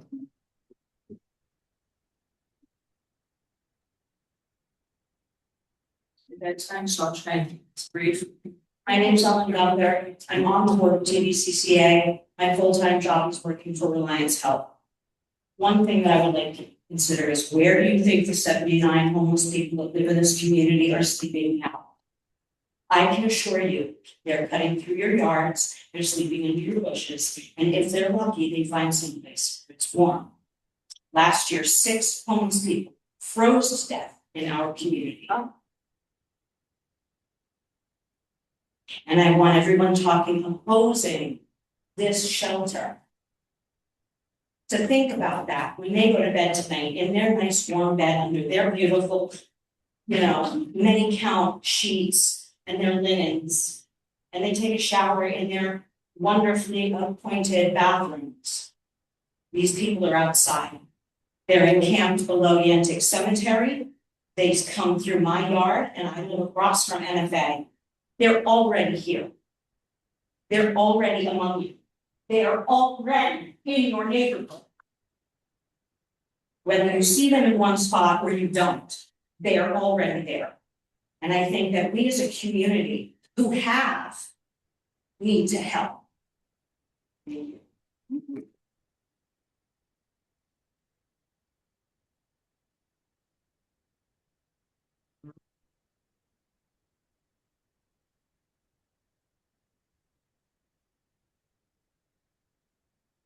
Good evening, Carol Fish from Bliss Place. I spoke at the last meeting as well, but I forgot to do one important thing, and that is to invite everyone here, anyone listening, anyone going to the website, anyone who's just interested or wants to see what's going on, to come to the meal served every Sunday between 1 and 2 p.m. Please come and join us. I've been doing it now for, I don't know, a very long. Yes, a very long time, a few years. And I was nervous about coming too. In the beginning. I went with an organization and it was our turn to sponsor the meal. Every week, a different organization or family group or individual can sponsor the meal. You choose whatever it is that you're planning on serving, and figure about 100 meals will be served. And usually it's now currently about 80.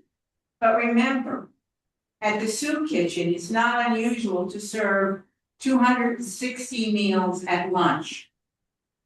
And maybe 180, 190 for breakfast. So just imagine what these people are facing when it's cold outside. I mean, that does not mean that they get a frozen dinner. They need something warm, and they need a place to go to warm their bones, just as you asked to have your bones warm. So I hope to see you soon on any one of the Sundays. Thank you.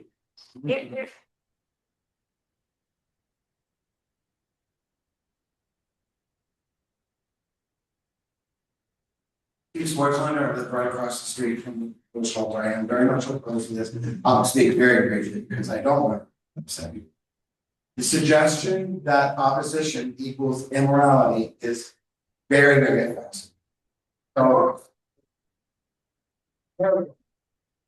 I very much support. I might like to suggest another alternative rather than go to yay. Hey, create a committee. I will volunteer to be on the committee. We're opposed to the location. We're not opposed to the spirit of what this is. Someone else suggested that already. Let's find a better solution. I will think that many people that are for this would want it to be closer to other services so that people aren't walking a mile or a mile and a half in the freezing cold. I'll volunteer. I'll say it right now. I'll volunteer to be on the committee to try to find another solution. Steve, could you say your last name? Swartzlander. Okay.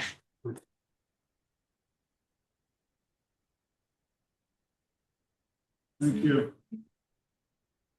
Yes, ma'am. All right. Hi, everyone. I'm Sarah St. George. I'm a resident of Tathville. I did speak at the last meeting. Since then, I've talked to some people on the other side, and I found them to be very good people. I think they have good reasons, but I think there are better reasons to move forward with this, because ultimately, at the end of the day, when I have to choose between fear and compassion, I choose compassion. And I do wish that we could work together better as a community. When I look in the room, I don't see two groups of people on opposing sides. I see a lot more potential for teamwork. So if there is a committee formed, I'd like to also volunteer. I think that there could be better communication on both ends. Since speaking at the meeting, I've picked up a volunteer shift at St. Vincent de Paul. It is an absolutely wonderful place, because what better way to advocate for a group of people than to get to know them? I'm seeing a lot of veterans. I'm seeing a lot of elderly people there. Not that this should matter. I'm seeing a lot of white people there. I'm seeing women and children. They all say please and thank you. They ask me how my day is going. They thank me. I feel very safe, valued, and respected by that group of people. I've also volunteered at the community meeting. So these are kind people, and I think that they are worthy of life. If given the choice between seeing nips on the street or dead bodies because people are frozen to death, I'd rather see nips. Those are probably coming from the teenagers at NFA more so than from the shelter. And my daughter goes to NFA, and I have no concerns about her interacting with or seeing homeless people in her passing. If parents don't want their kids personally to see these people on the street, they are free to transfer their kids to and from school. It's a simple solution. But I choose compassion, and I hope that we can work together better as a community to come up with something that's going to work for everyone.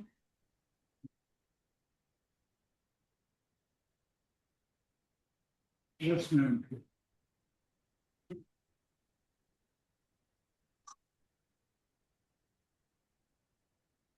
My name is Christine, President Bill. I almost didn't talk because it makes me cry. My daughter was homeless for like 7 years. She lived in an area where there was no homeless shelter, no warming shelter, nothing. She had to live walking the streets begging for money just to buy something, or begging for food. She, many evenings, there's no place to sleep, so she's find an old mattress on the side of the road. You have to sleep on the mattress, or sleep in the bushes in the woods. Many times, when she could remember, she was dragged out of there, beaten and raped. Now, this is my daughter. She's not a child, but she's still my daughter. I would not want anyone's child, no matter how old they are, to have that happen. They have no place to go, to get food, to get warmth, to get a shelter. When she finally came home, after we really worked for her to come home, and she came home and she went to St. Vincent de Paul place, and they took care of everything, and she begged, please, get me to a doctor, get me to something. So she was tested for all the STDs and everything, and by God's grace, she did not have any. She was very, very lucky. I just wish people would think of their children, or their brothers, or their sisters, or their mothers or fathers. Like she said, these veterans and there's elderly children out there that, have no place to go. I would not want to see anybody's child out there in the cold, unable to get a shelter, get to a shelter and get some help, I was just so glad a friend of hers went and got her out of that place, brought her home to us. Thank you. Thank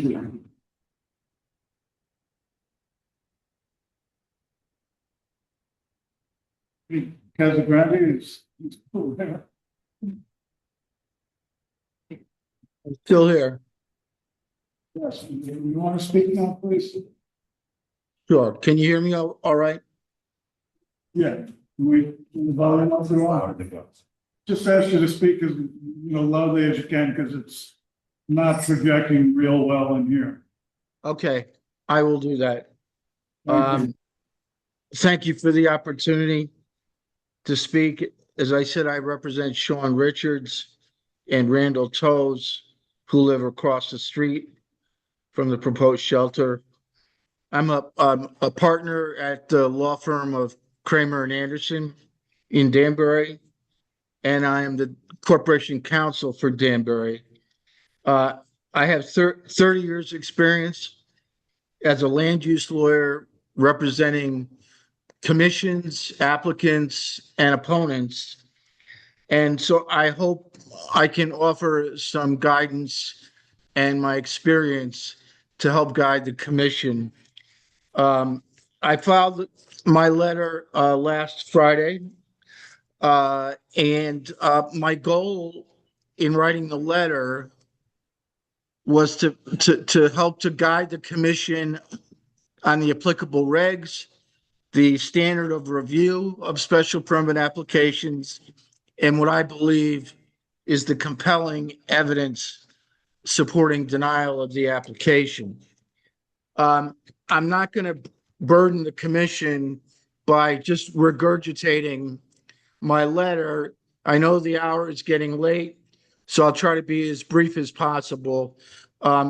If you haven't read the letter, commissioners, I commend it to your attention. It is detailed, and I hope it is helpful to you.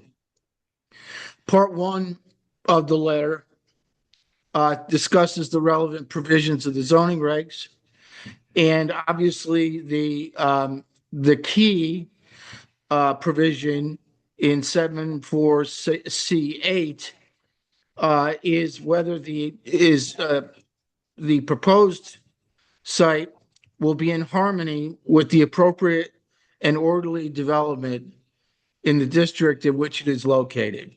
And in harmony is just another word, a way of saying, is it suitable or unsuitable for the neighborhood? Part two, I try to set forth the standards governing your review of the special application. I just want to, I'm not gonna recite the case law, but there's a couple of takeaway points. First, as is clear in your regulations, it is not the opponent's burden to demonstrate that this is not the right site. It is the applicant's burden to demonstrate that it is the right site and that it has addressed all of the considerations set forth in your regulations for granting a special permit. The second point is that the substantial evidence rule, which is that any decision that you make on this application will be upheld by the court if there is an appeal, as long as there's substantial evidence in the record to support your decision. And the last point I'll make, general point, is that the only issue for the commission in a special permit application is whether the proposed location at its precise site in the precise neighborhood in which it is proposed meets the standards of the regulations. One thing I did not put in the letter, but which I wanted to mention after reading Mr. Deniska's report, is that if there are defects in the site plan, which I believe he has pointed out, even if you were to conclude that the special permit met the general standards, you cannot approve it under governing case law in Connecticut. And I'm citing to the McKenzie case by the appellate court in 2013. You cannot approve it if it does not comply with even one requirement of the site plan provisions. Part three, I cite to the cases that uphold denial of special permit applications that propose non-residential uses that would adversely impact residential neighborhood. And the point I wish to leave with you tonight is that our appellate courts have readily upheld denials of special permits for non-residential uses in or near residential areas based on substantial evidence of the anticipated and actual negative impact of the proposed use in those neighborhoods. And I cite on page 4 to several appellate court and Supreme Court decisions that stand for that proposition. The St. Joseph's case, the Cambodian Buddhist case, and the municipal funding case. I invite the commission to look at that summary, which clearly gives this commission the authority and the discretion to deny this application if it finds that the opponent's evidence of the negative impacts that they foresee for this property are credible and substantial. In part 4, I summarized the cases of other actual operating homeless shelters in Connecticut, which I believe provides excellent guidance for the commission, because these cases, which I won't go into in detail, but these cases actually testify to what happens when you place or want to place a proposed shelter in a residential neighborhood or near a residential neighborhood. The New London Homeless Hospitality Shelter, the objection submitted by Ms. Richards details the significant disruptions to nearby residents caused by this facility, including many emergency calls generated by it. The second case is the Dorothy Day Hospitality House in Danbury, which I'm very much familiar with. This was a 16-bed shelter that, even though it's much smaller than the proposed shelter, generated significant emergency calls and caused an uproar in the surrounding residential community. So that case and the New London case, basically, they're not based on speculation. They're based on actual events documenting the negative impacts of those shelters in those cases. The last case I want to refer you to is the proposed shelter at 3 Lake Avenue Extension in Danbury. I'm very familiar with that case because I represented the Danbury Zoning Commission. In that case, this was a case in which a shelter was operating, a 60-bed shelter at a hotel in Danbury, pursuant to the governor's COVID orders. And when those orders expired, the shelter asked the Danbury Zoning Commission to amend the regulations to allow the shelter in that zone. And the evidence of the actual adverse impacts of that 60-bed shelter to the nearby residential areas was compelling. And what I do is I attach at tab B of my letter a summary of that evidence from the people who testified to the actual negative consequences to them of that shelter. And the court, in upholding the zoning commission's denial of the amendment, relied on that summary in its decision. And I actually asked the commission to go through that summary, which basically detailed incidents of numerous police and emergency calls. And again, this was a 60-bed shelter, which is roughly the size of the proposed shelter here. Loitering, trespassing, defecation, urination on private and public property, residential property, shelter residents sleeping in public streets and on residents' properties, panhandling, drinking, and other illicit activities like drug sales in or near the residential neighborhood. And as the court found, this was more than substantial evidence to support the denial. And the reason I think this case is important is because what is being proposed here is roughly the same size as the Danbury facility. And respectfully to the proponents, I would say that the record contains no evidence as to why the actual negative impacts raised by the Danbury shelter or the other shelters mentioned above will not also happen here.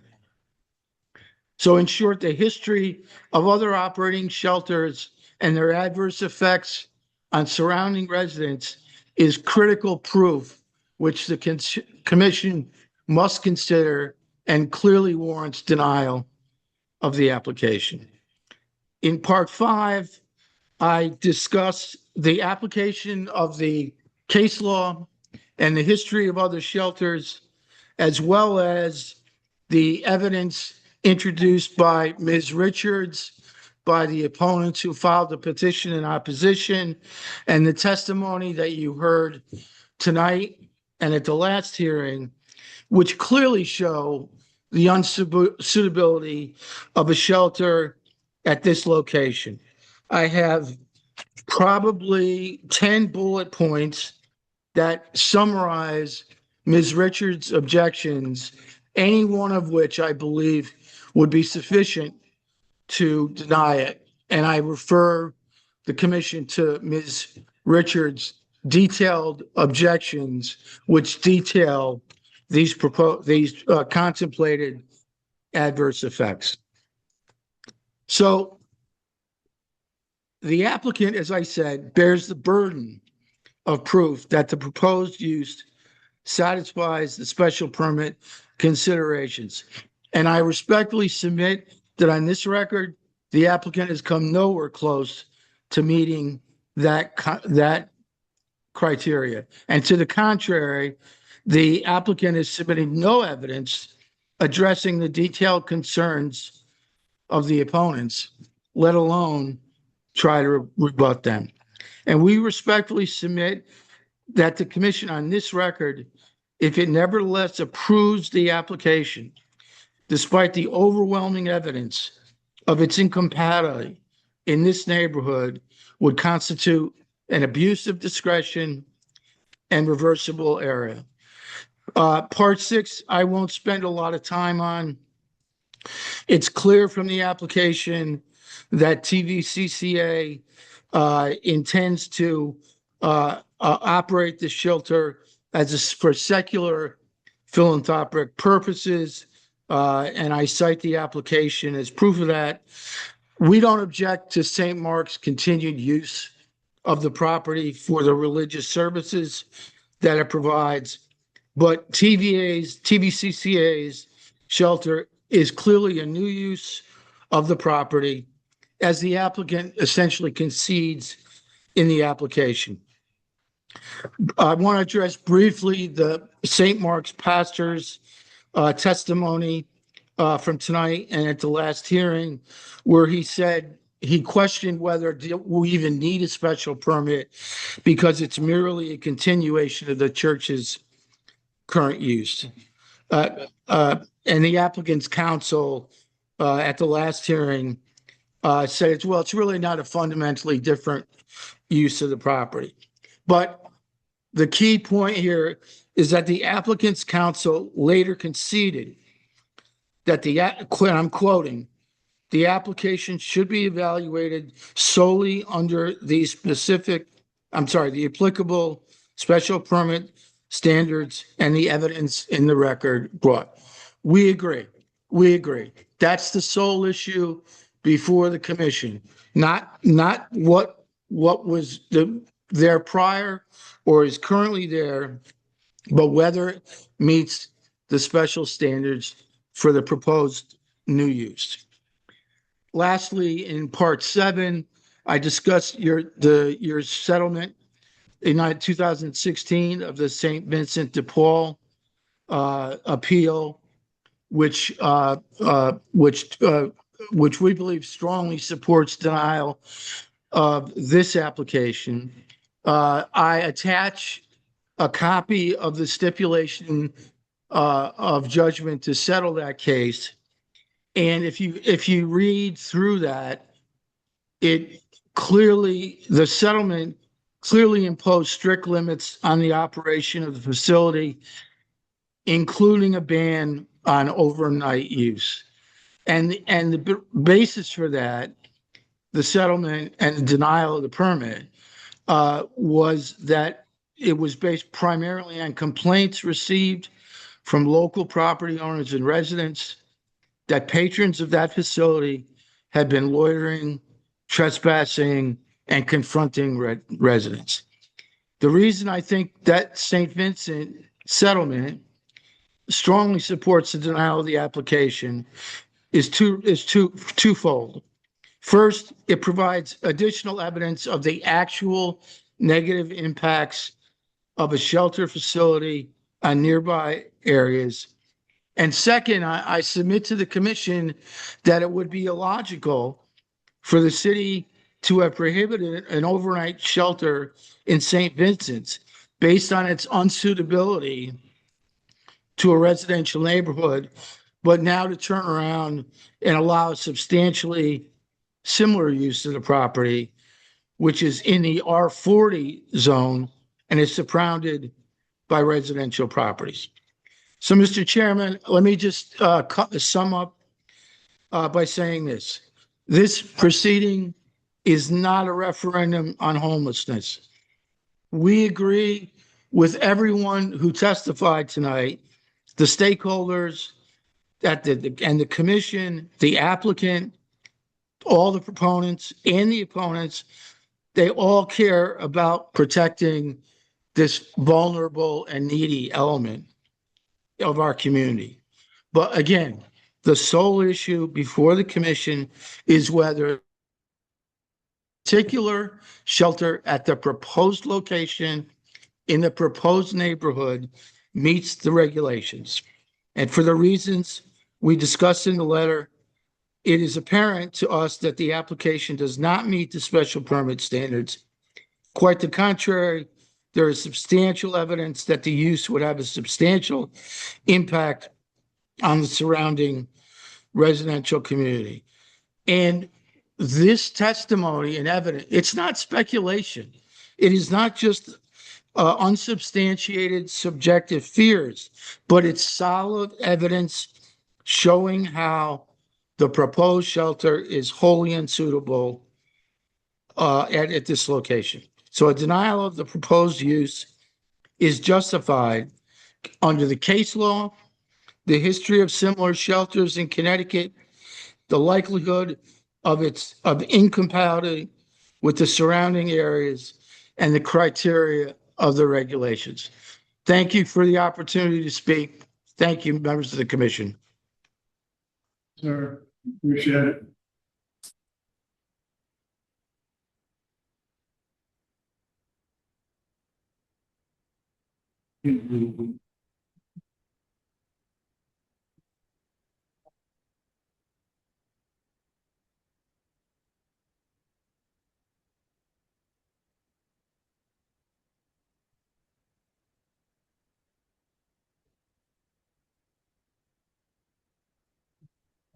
Video.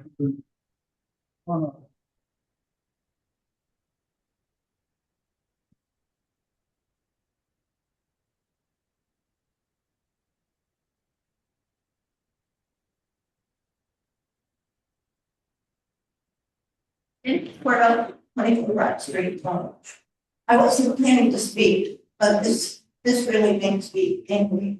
This lawyer does not even have the correct terminology. He keeps referring to it as a shelter. It is not a shelter. It's a warming center. He keeps citing all these shelters again as a warming center. It is not a housing place. It is not a home shelter. I would also like to point out that TBC stated a exhaustive search for an alternate site and could not find one. I would also like to mention that the maximum number of guests, Josh mentioned they would have would be about 35. That was the number from last year. The number that he thought would be the number one maximum for this community. Thank you.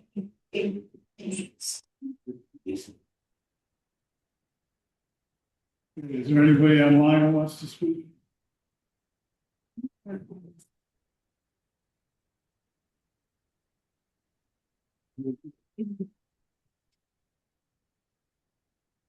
Hello.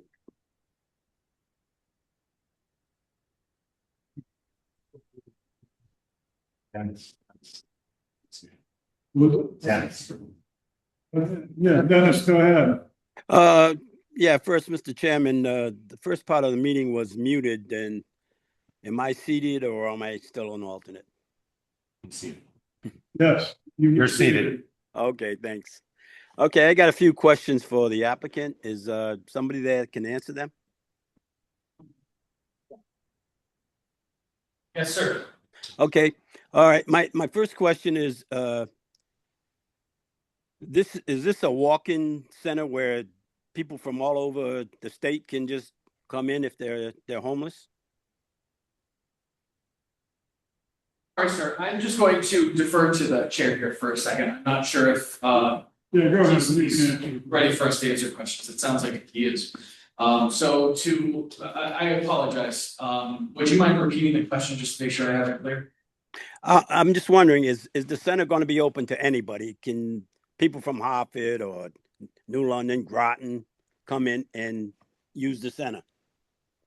So generally speaking, my name is Josh Kelly. I'm the CEO of TVCCA and the lead advocates for this proposal. So the answer is we don't necessarily, we're not banning people on the basis of where they originate, but they need to be here in Norwich in order to obviously access the shelter. We find that approximately, this is a nationwide average, 75% of people who are homeless stay in the community where they were born, raised, and were reside. The vast majority of people that I'm aware of who are here in Norwich have deep roots in the community and in many cases have lived their lives. So we are in the business of housing people who are here. Thank you. My next question for you is, I was reading your attorney's letter.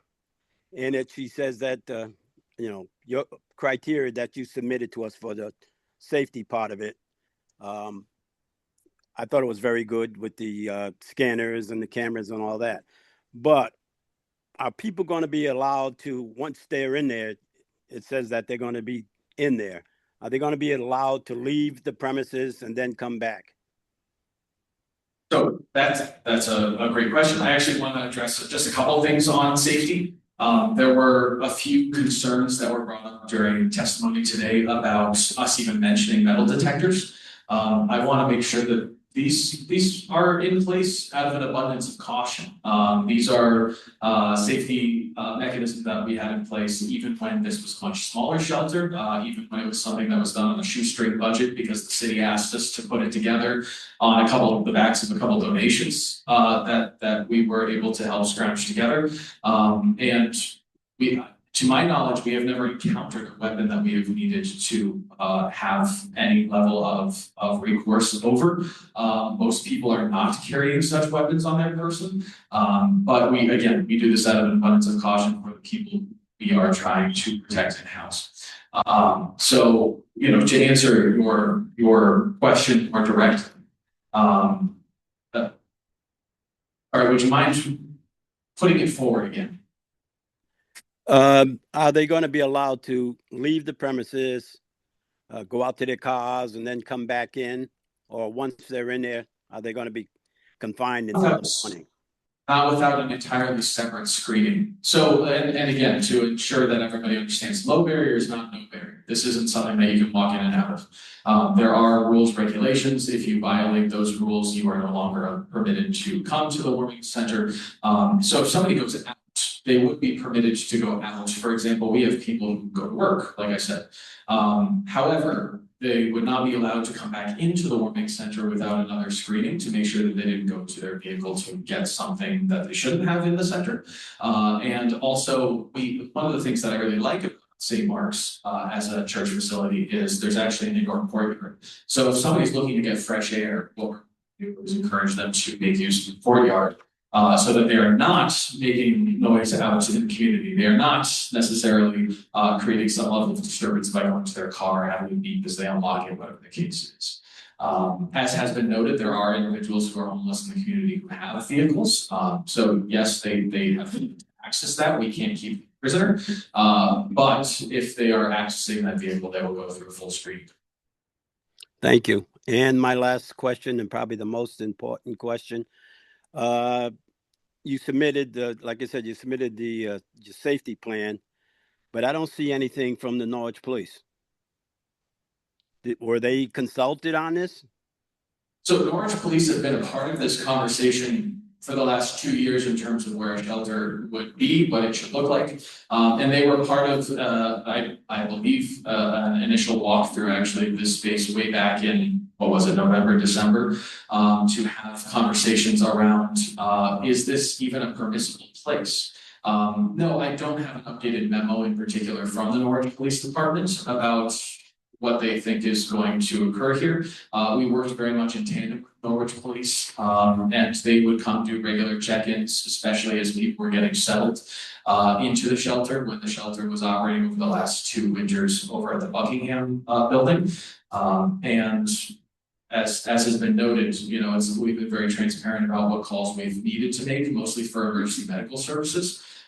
We generally haven't had to rely on the police for any major incidents, but certainly we know that this is going to be a partnership between not just ourselves and the police, but a wide variety of social services, safety services that all are trying to put their hands safely and calmly around the issue of homelessness in Norwich to make sure that we're getting better outcomes than we have before. I do know that the Norwich Police Department have had incidences where people are sleeping on the street because there's no place to be when it's cold outside. I know that they have had to bring people in and even allow them to sleep in their atrium. I know that they have had to deal with people who have had frostbite. These are known safety concerns when people are outside. Yes, of course, anytime you get a group of people together, even in this room right now, it's not impossible for someone to do something illegal. That's what happens when people get together. We have laws for a reason. But I'm confident that working with the Norwich Police Department, we're going to be able to manage issues that may occur as a result of the shelter, just like they are able to manage issues right now that are resulting outside of the shelter.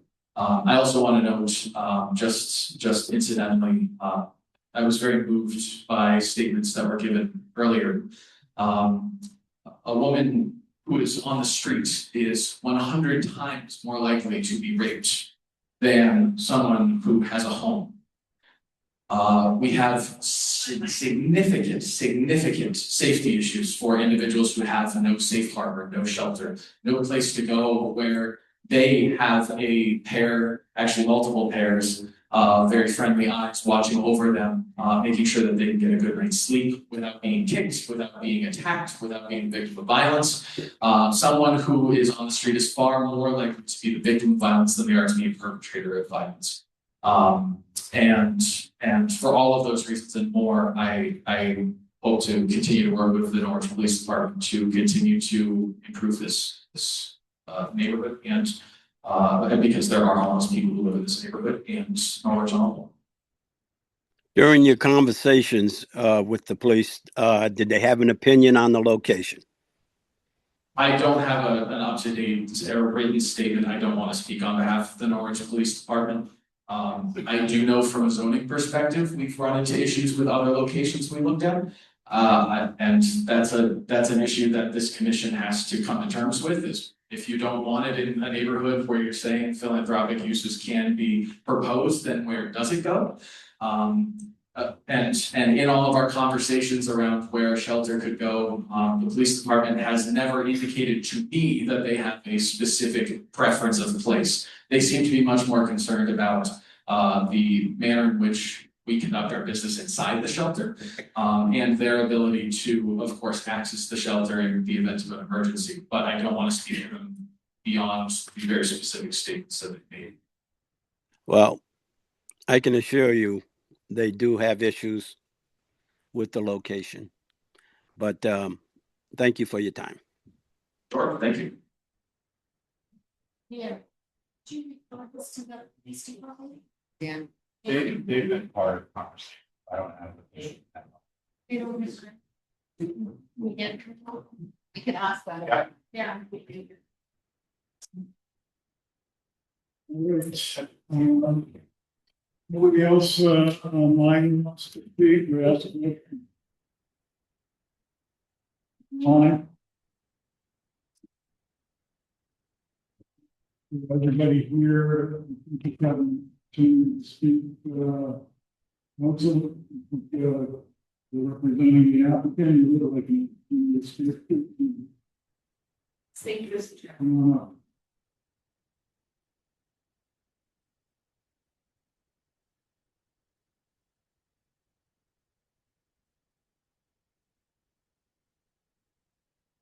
Good evening, Mr. Chair and members of the commission. I'd like to thank you for your attention this evening and your patience. I know it's quite late, so I'm going to try to keep my things brief.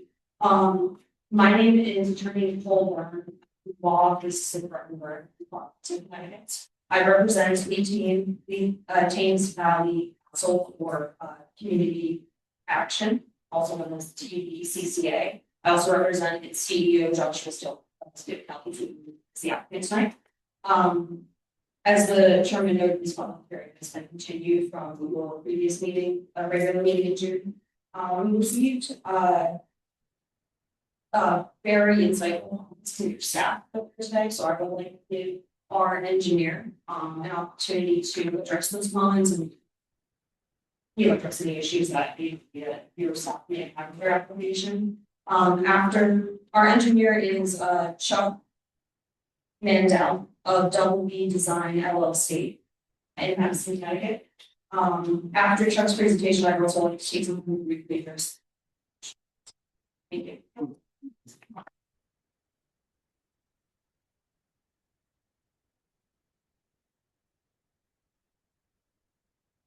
Good evening, Chuck Mandel, agent for the app, TVCCA. We received a letter yesterday at 4:30, some comments from about the site. We tried to address as many as we can, and we uploaded them to a portal this afternoon. So obviously there's no 15-day look-see, so no one has had the opportunity to really review these at this point. There are several comments that I do want to make. Some of these were minor housekeeping, addressing certain, it was 2 properties, we're showing it as 1 property, that's administrative properties, that's not. There were other elements there, lighting was one, there's no photometric plan, we're not planning on changing any of the lighting, the church has been around since 1959. I don't believe there's any complaints about the lighting of the neighbors. They operate at night, they operate for different times when lighting is key, but we will not change any of the lighting. In regards to landscaping, fencing, bushes, so originally we were going to ask for a waiver for any landscaping since it's already, there is some in place, it's not adequate. So there are 15-foot buffer, we'd have to rearrange driveways, so some of it we really can't technically address that without major changes to the property. But we, in looking at and listening to different comments, we could certainly put up some fencing directly right on. Parking was another issue. We showed parking, we showed contour lines, there weren't labels. There were deficiencies in the site plan, as I said. We received this yesterday, so we really have adequate time to address everything. So in light of that, I imagine we be asking for continuance. I believe statutorily, our time was run out, and us requesting a written form that we can ask for the extension of the correct. So, as I said, there are material discrepancies that we need to address, and we continue to work on that, and we will have these in time prior to 15 days, if the extension, that's up to TDCs. No, the presentation, you've already spoken. I wanted to ask the engineer a question about the lighting. Yeah, no, we're not getting questions.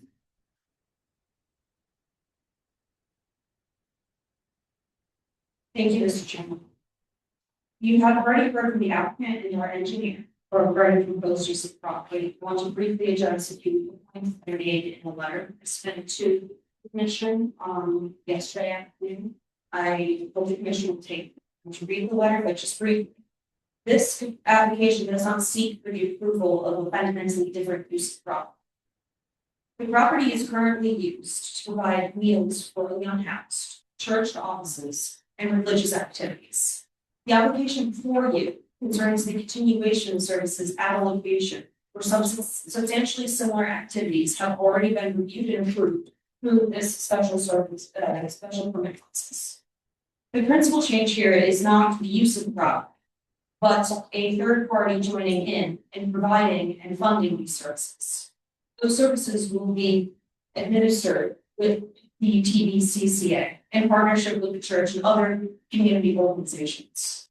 As the commission is aware, zoning regulates land use, not the identity of the user. To date, no evidence has been presented demonstrating that the proposed operation will create impacts materially different from those previously reviewed and found acceptable by this commission. Further, based on my reading of the zoning regulations, this application satisfies the special permit criteria set forth in section 7.4.c.8. My letter goes into this further. Again, given the lateness of the evening, I'm going to approve this. I hope the commission will read my letter. Although not required by section 0.4, my client at conservative cost has provided a plan when requested by your land use staff to further to further clarify proposed use. My letter sent to the commission demonstrates that this use remains substantially unchanged and meets all special criteria. We also respectfully ask the commission to remain mindful of applicable federal protections, including the Religious Land Use and Institutional Persons Act. The activities at issue here are conducted on church-owned property and are consistent with the long-standing religious, charitable, and community service mission historically carried out at this location. A decision that restricts the continuations of those services absent a legitimate land use basis supported by substantial evidence in the record could raise concerns. The commission should likewise remain mindful of its obligations under the Fair Housing Act. Federal law prohibits land use decisions based on stereotypes, assumptions, or generalized concerns regarding individuals who may be served by a housing or shelter program. The Connecticut Supreme Court's recent decision in Wiley versus Zoning Board of Appeals of the Board Association further recognize that zoning regulations concerning residential occupancy do not necessarily impose a minimum duration of stay, and that focus must remain on the nature of use rather than the length of occupancy. Accordingly, the Commission's review should remain focused on actual, demonstrable land use impacts, rather than the identity or perceived characteristics of prospective occupants. We have heard from a substantial number of residents tonight and at our last meeting, voicing their concerns regarding proposed use. While with myself and my client empathize with the concerned citizens, I would like to remind the Commission that courts have repeatedly recognized that generalized fears or speculation concerning vulnerable populations made that do not constitute a proper basis for land use decision. Further, I would like to clarify, given there may be some misunderstandings, that the proposed use is not homeless shelter. That will be operated for a short duration. To the extent that the proposed operation provides seasonal overnight shelter and refuge to individuals who otherwise lack housing, exercise caution for adopting an interpretation of regulations that would effectively exclude such a use absent a clear and reasonable basis in the regulations themselves. Additionally, the Commission should restrict its review to the application reports rather than potential future uses or plans my client may or may not have indicated. Accordingly, we respectfully request that this application be evaluated solely under the applicable special standards in your regulations and the evidence contained in the record. If those standards are fully satisfied, and I believe that they have been, this application should be approved. Additionally, I think the engineer would like to require further site plans, so we would like to request an extension if it is acceptable. It is acceptable. We would give you the full 65 days, I think, because I think it meets the one record paper. That's to the 9th meeting.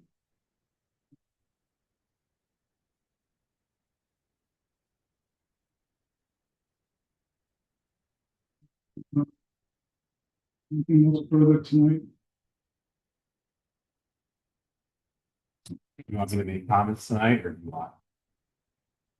Yeah, continue. Make a decision tonight. I guess I will wait for the comments and all until that time.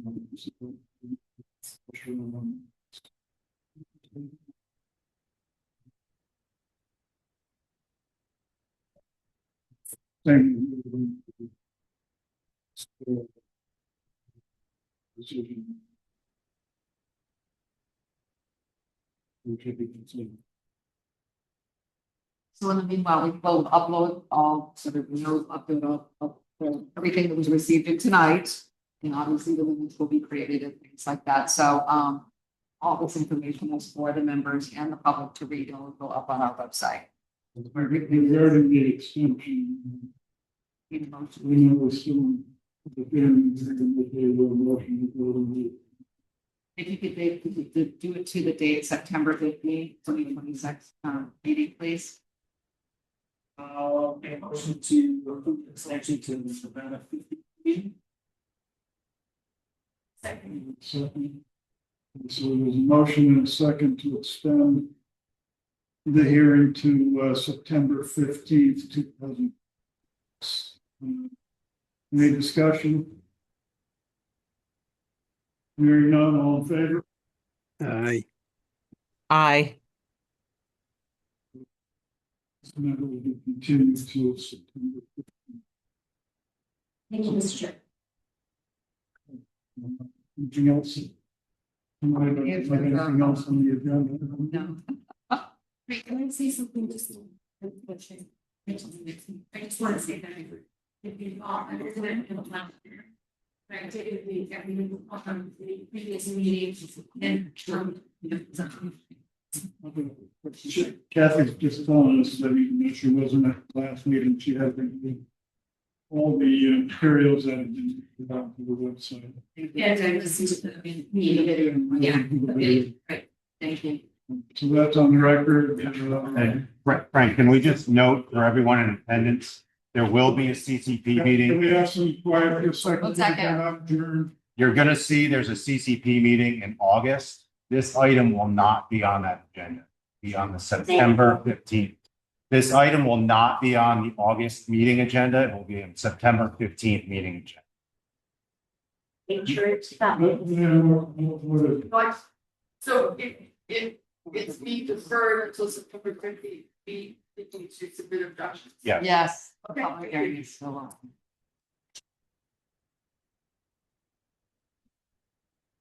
Motion to adjourn. Make a motion to adjourn. I'll second that. There's a motion and a second, all in favor? Time is it? Aye. NSLO, you voted? I can't, I didn't hear it. I'm having a problem hearing you. The motion carries, we are agreeing.